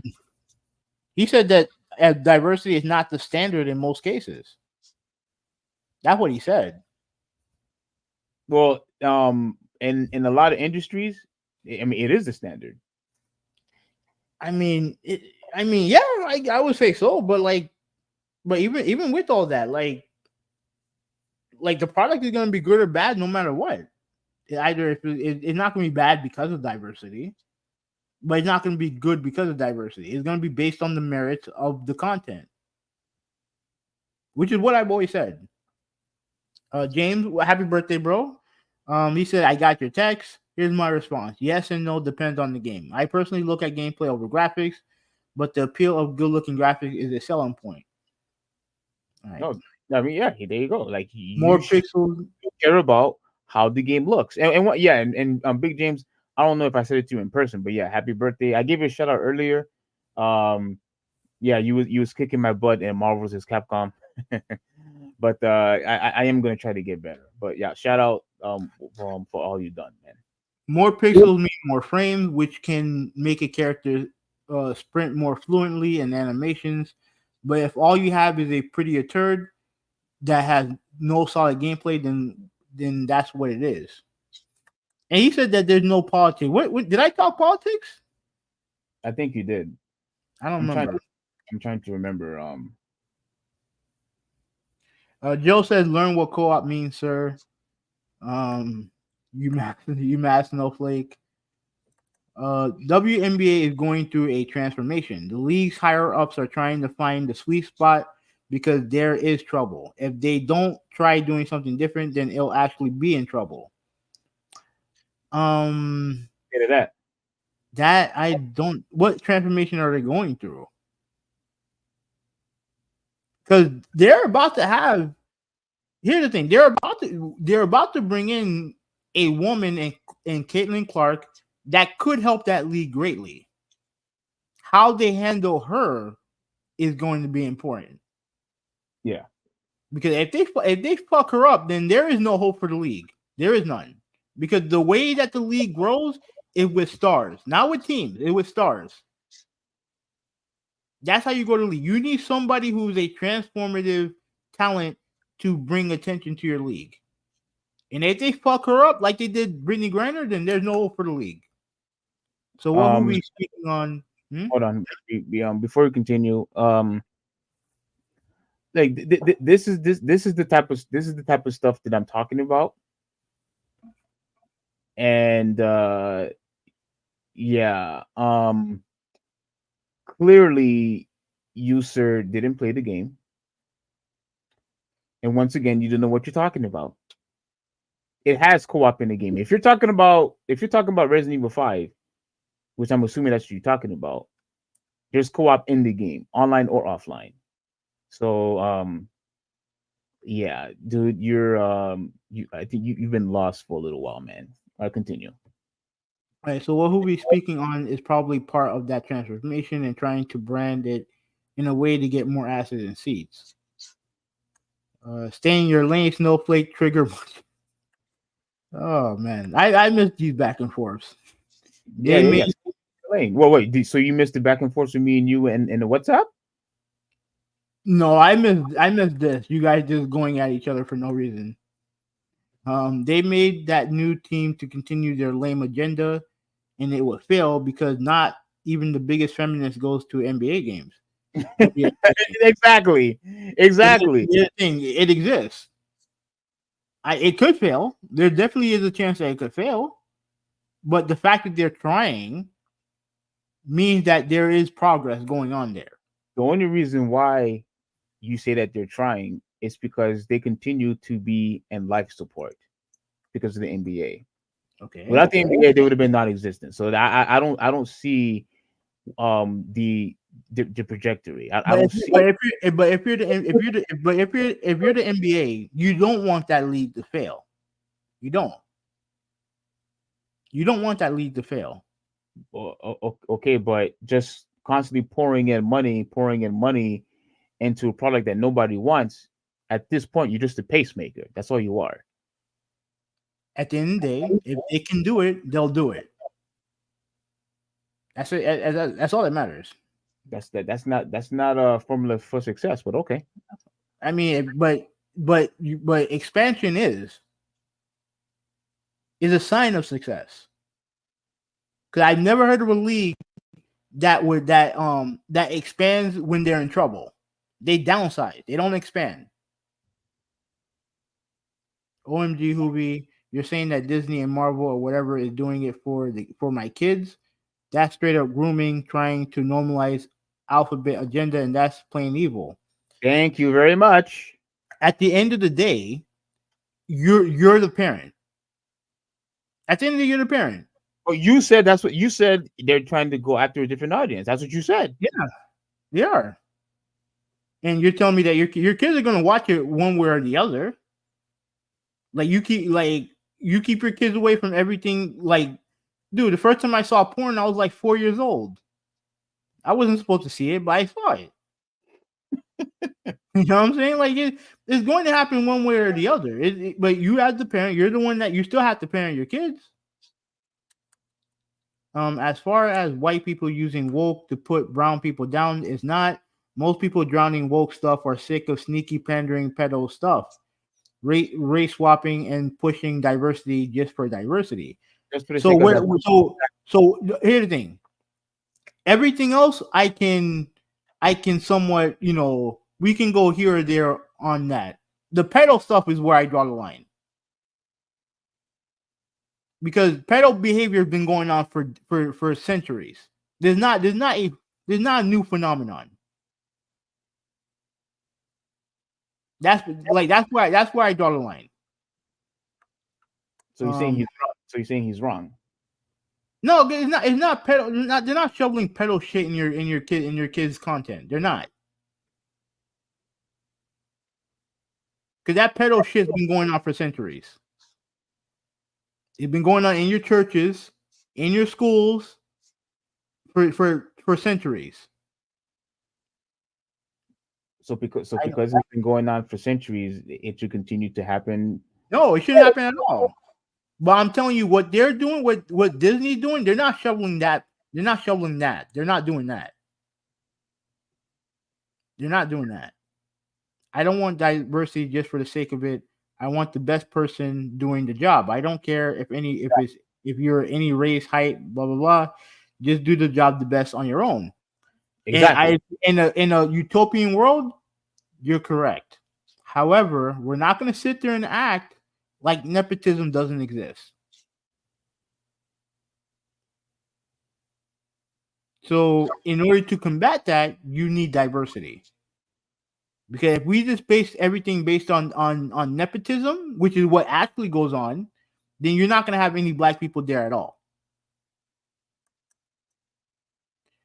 You can say your podcast isn't diverse, no representation of lots of what the hell?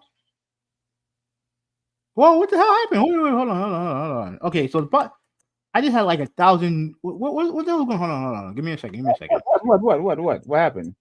Okay, no, because there was like a whole bunch of comments just popped up out of nowhere. Oh. You can say your podcast isn't diverse. No representation of lots of races, no alphabet representation. No one should force your podcast to change simply for the sake of diversity ever. Ever. I like that. Ever. That's a little horse crap also. Because that's a little horse crap. Because here's the thing. Here's the reality of the situation. You and me are vastly different people. Vastly different people. If it was everything that he said it would be, we would be agreeing on the same shit all the time. But that don't happen. But you know what he means though. We are a two-person podcast. It is what it is. We're a two-person podcast. Like, I'm not understanding the correlation. We're not the same. We don't think the same way. We don't have the same opinion. We're two vastly different people.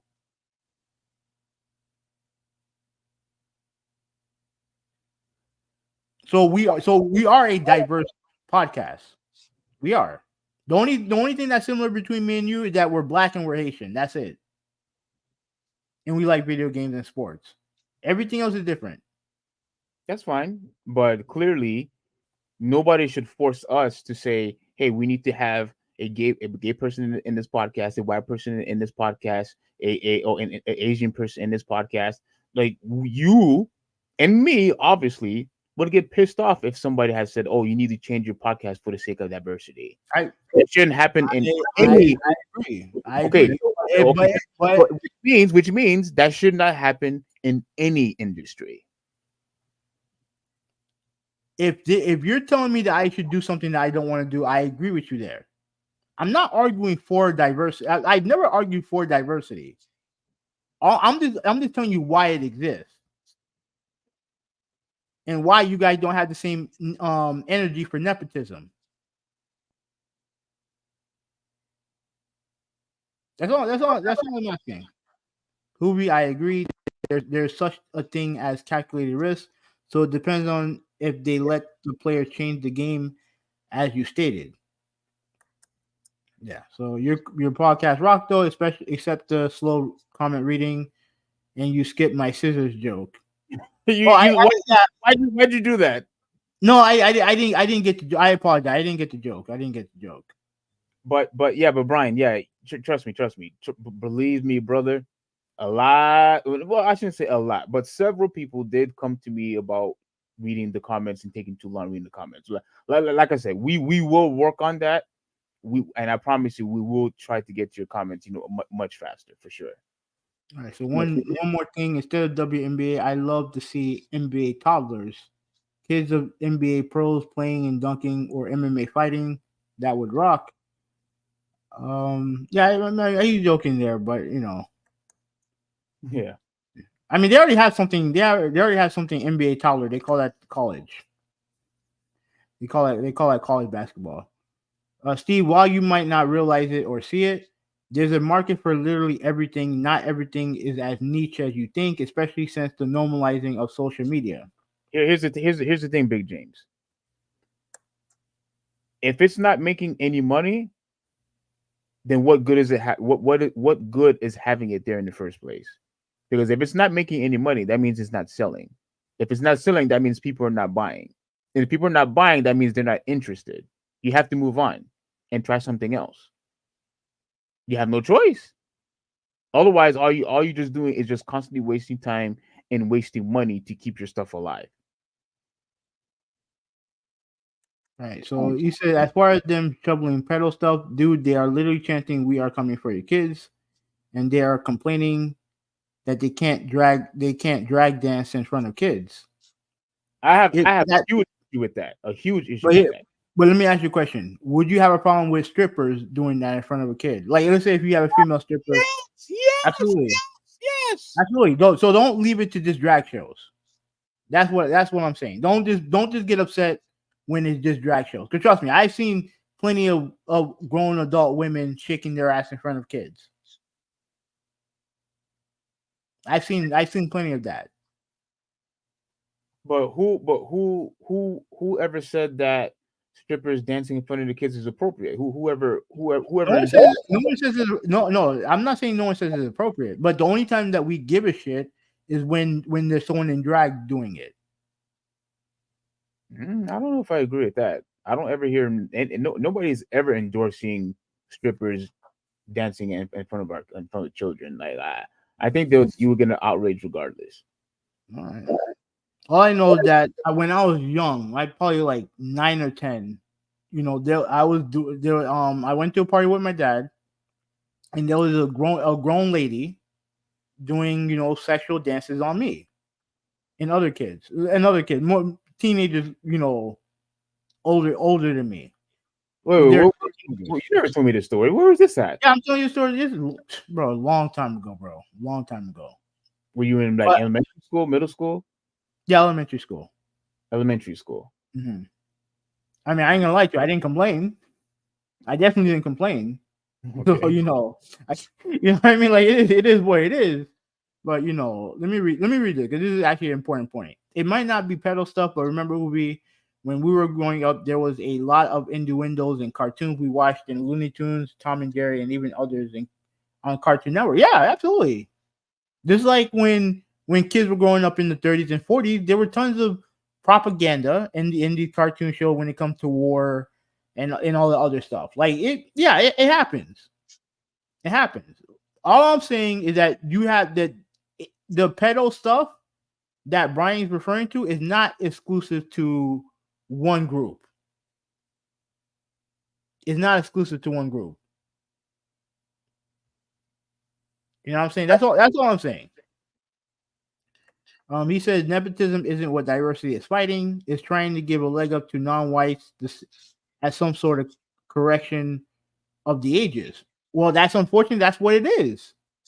Because let's be logical about this. Most Fortune 500 companies are owned by who? White people. And who's going to get the leg up in ultimately? Either their friends or their family. And most of the time, their friends and their family happen to be white. It's just common sense. Let's see. I'm gonna have to call it job. My point on the podcast is that we have a diverse group already without any woke agenda is already diverse naturally, and I agree with that. I agree with that 100%. I agree with that 100%. I'm not here to like I said. I'm not trying to force diversity onto anyone or trying to speak up for diversity because at the end of the day, the only thing that matters is if the product is good. That's the only thing that matters. If you have the fucking Rainbow Coalition doing something and it sucks, then it sucks. But if you have a bunch of white people doing something and it's no good, then it's no good. Same thing with black people. If it's no good, it's no good. You know what I'm saying? And you know, like I said, it can be done naturally, but you know, like when it comes to job, they feel like diversity makes the product better. I don't agree, but at the end of the day, if you're let's say for like no, you know I'm not even gonna use it because that goes into politics. I don't want to go there. I'm glad y'all are not the same. Otherwise, it'll feel like yes man conversation, and it would be nothing but pandering. I wouldn't watch it. Glad y'all are different. Yeah, me too. That's why the podcast. I think that's why the podcast is good. Yeah, and that's why it exists in the first place. Because when we talked about it, we said we rarely ever agree on anything, and so we thought that our podcast would definitely be special. And look, I've constantly got positive feedback, from the podcast, and I honestly think it would have gotten bigger, but we're just doing it once a week. But we still getting subscribers, which is a good thing. So we're definitely on a trajectory when it comes to like subscriptions and getting views and stuff like that. So yeah, it is nice, and I still once again appreciate all the support from all of you guys. He said he screamed "what" at my comment when Huvvi said he never argued for diversity. At least I don't think I did. Yeah, you have. I'll look it up when I feel like it. Hey, you're absolutely right, Brian. You're 100% correct. I just don't see nepotism as this big bad evil, or neither does the woke agenda. The woke agenda. They are fighting the supposed men holding people down, which doesn't happen. No. Read the whole thing. Read the whole thing. I did. No, you didn't. Read the whole thing. I did, including the ones and quotation marks. Oh, usually straight white Christian men holding people down, which doesn't happen. So you're saying that you don't see nepotism as a big evil thing, but neither does the woke. So you don't think either one is like big bad evil, right? And now again, like to me, the reason why I bring up nepotism is people always say, "Oh, you should hire someone based on merit," right? You always say that, and I agree. But the flaw in that argument is that you believe that used to go on back then, and I'm telling you that it did not happen. That is not the case. That's not the case at all. So as far as I'm concerned, the only way that any company is going to succeed is if they make a good product. That's it. And even if the product's not good, as long as you have good marketing, like then you can it is what it is. Like capital, sometimes a good product don't sell, and sometimes bad products do. It is what it is. There's no one formula as to how it works or don't work.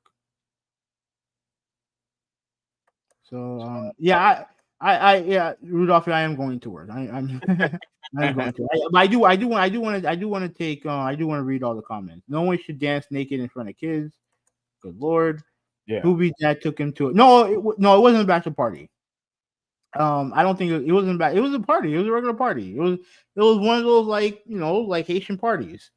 I remember it being in it wasn't an auditorium. It was like a banquet or something like that. Yeah, I was in a banquet. I don't remember who the party was for or whatnot. Like I don't. Okay, but let me continue reading, bro. I don't think that's the woke agenda coming out at all. That's just a dope story. The left and diverse folks are pushing this pay us back because whites did this to us when history, current and past, has blacks selling blacks in slavery, and today 9.5 million black slaves still in Africa. And you know what's funny about that, Brian? No one complains about that. No one talks about that. We still have slavery in modern time. They stay silent about that, but yet they still over here crying and whining, or what America used to do. But yet we still have all these other problems, and yet they are completely silent.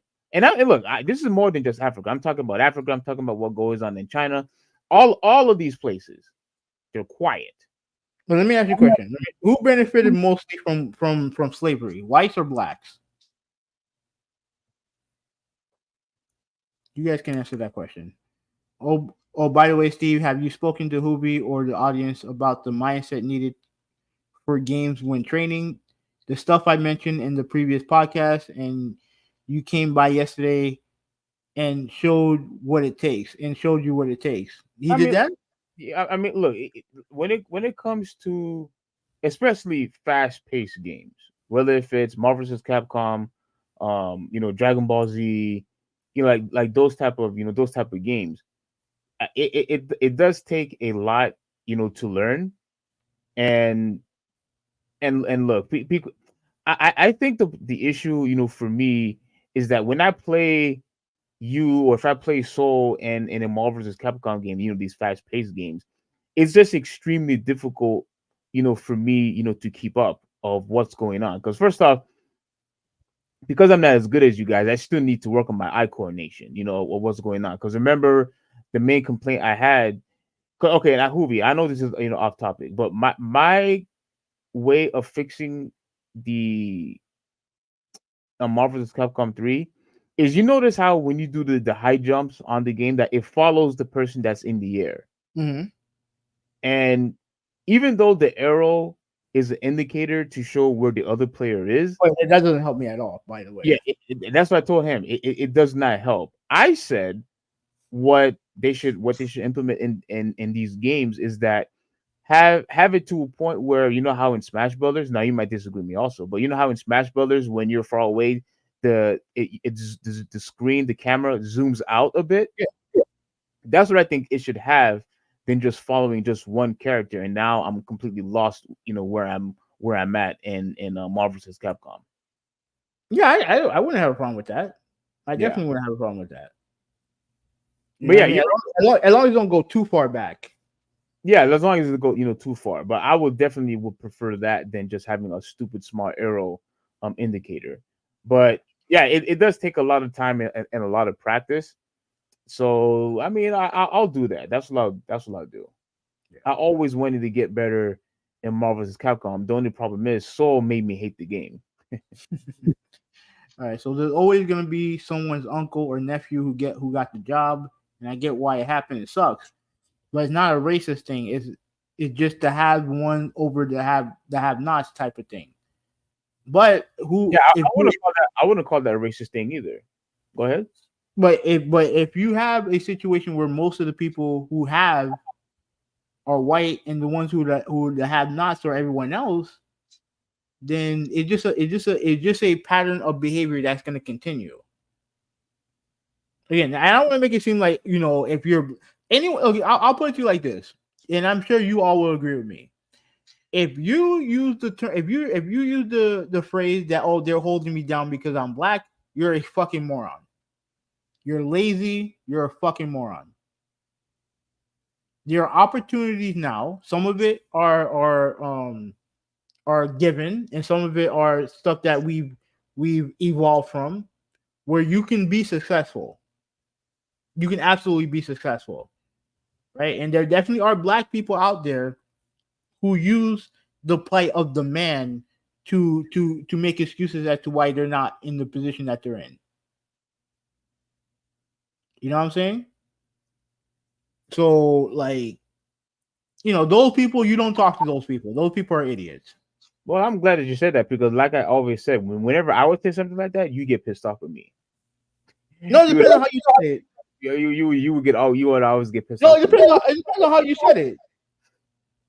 It depends on how you said it, because I don't remember you saying anything like that. Even though I think the messaging is similar, but yeah, it depends on how you said it.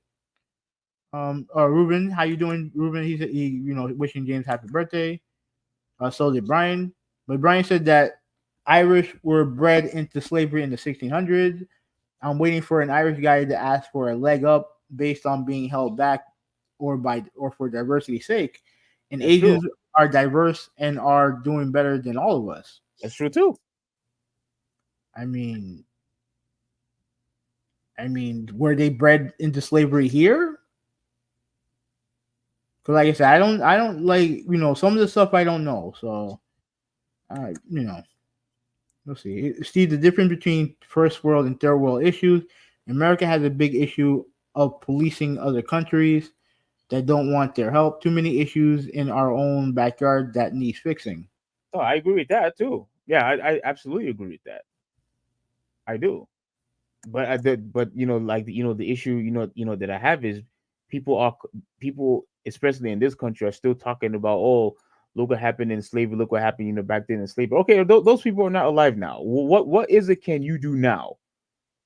Don't tell me that, oh, what happened back then is still affecting you. We still have our freedoms. You have an opportunity to succeed now. And if all you're going to do is just cry about what happened in the past, that doesn't lead to a road to success. It doesn't. I remember there was an episode on the Boondocks where who was it? It was Huey accused his grandfather of kind of like taking on the struggle of others and making it his own.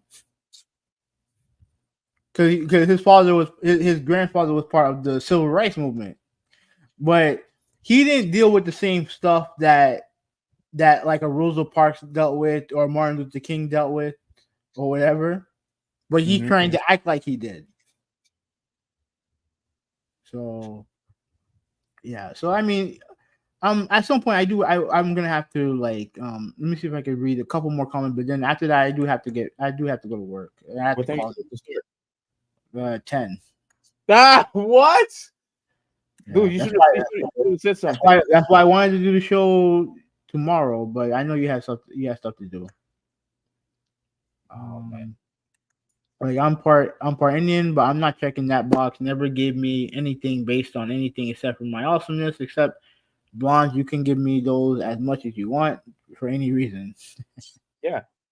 That's what they try to do. They always want to check a box, to get virtual points. That and it's just stupid. Go ahead. All right. So yes, the Irish were bred here and in the Indies. The hybrid was cheaper, and the black slave were worth most, and no Irish guy complains about that pricing to this day.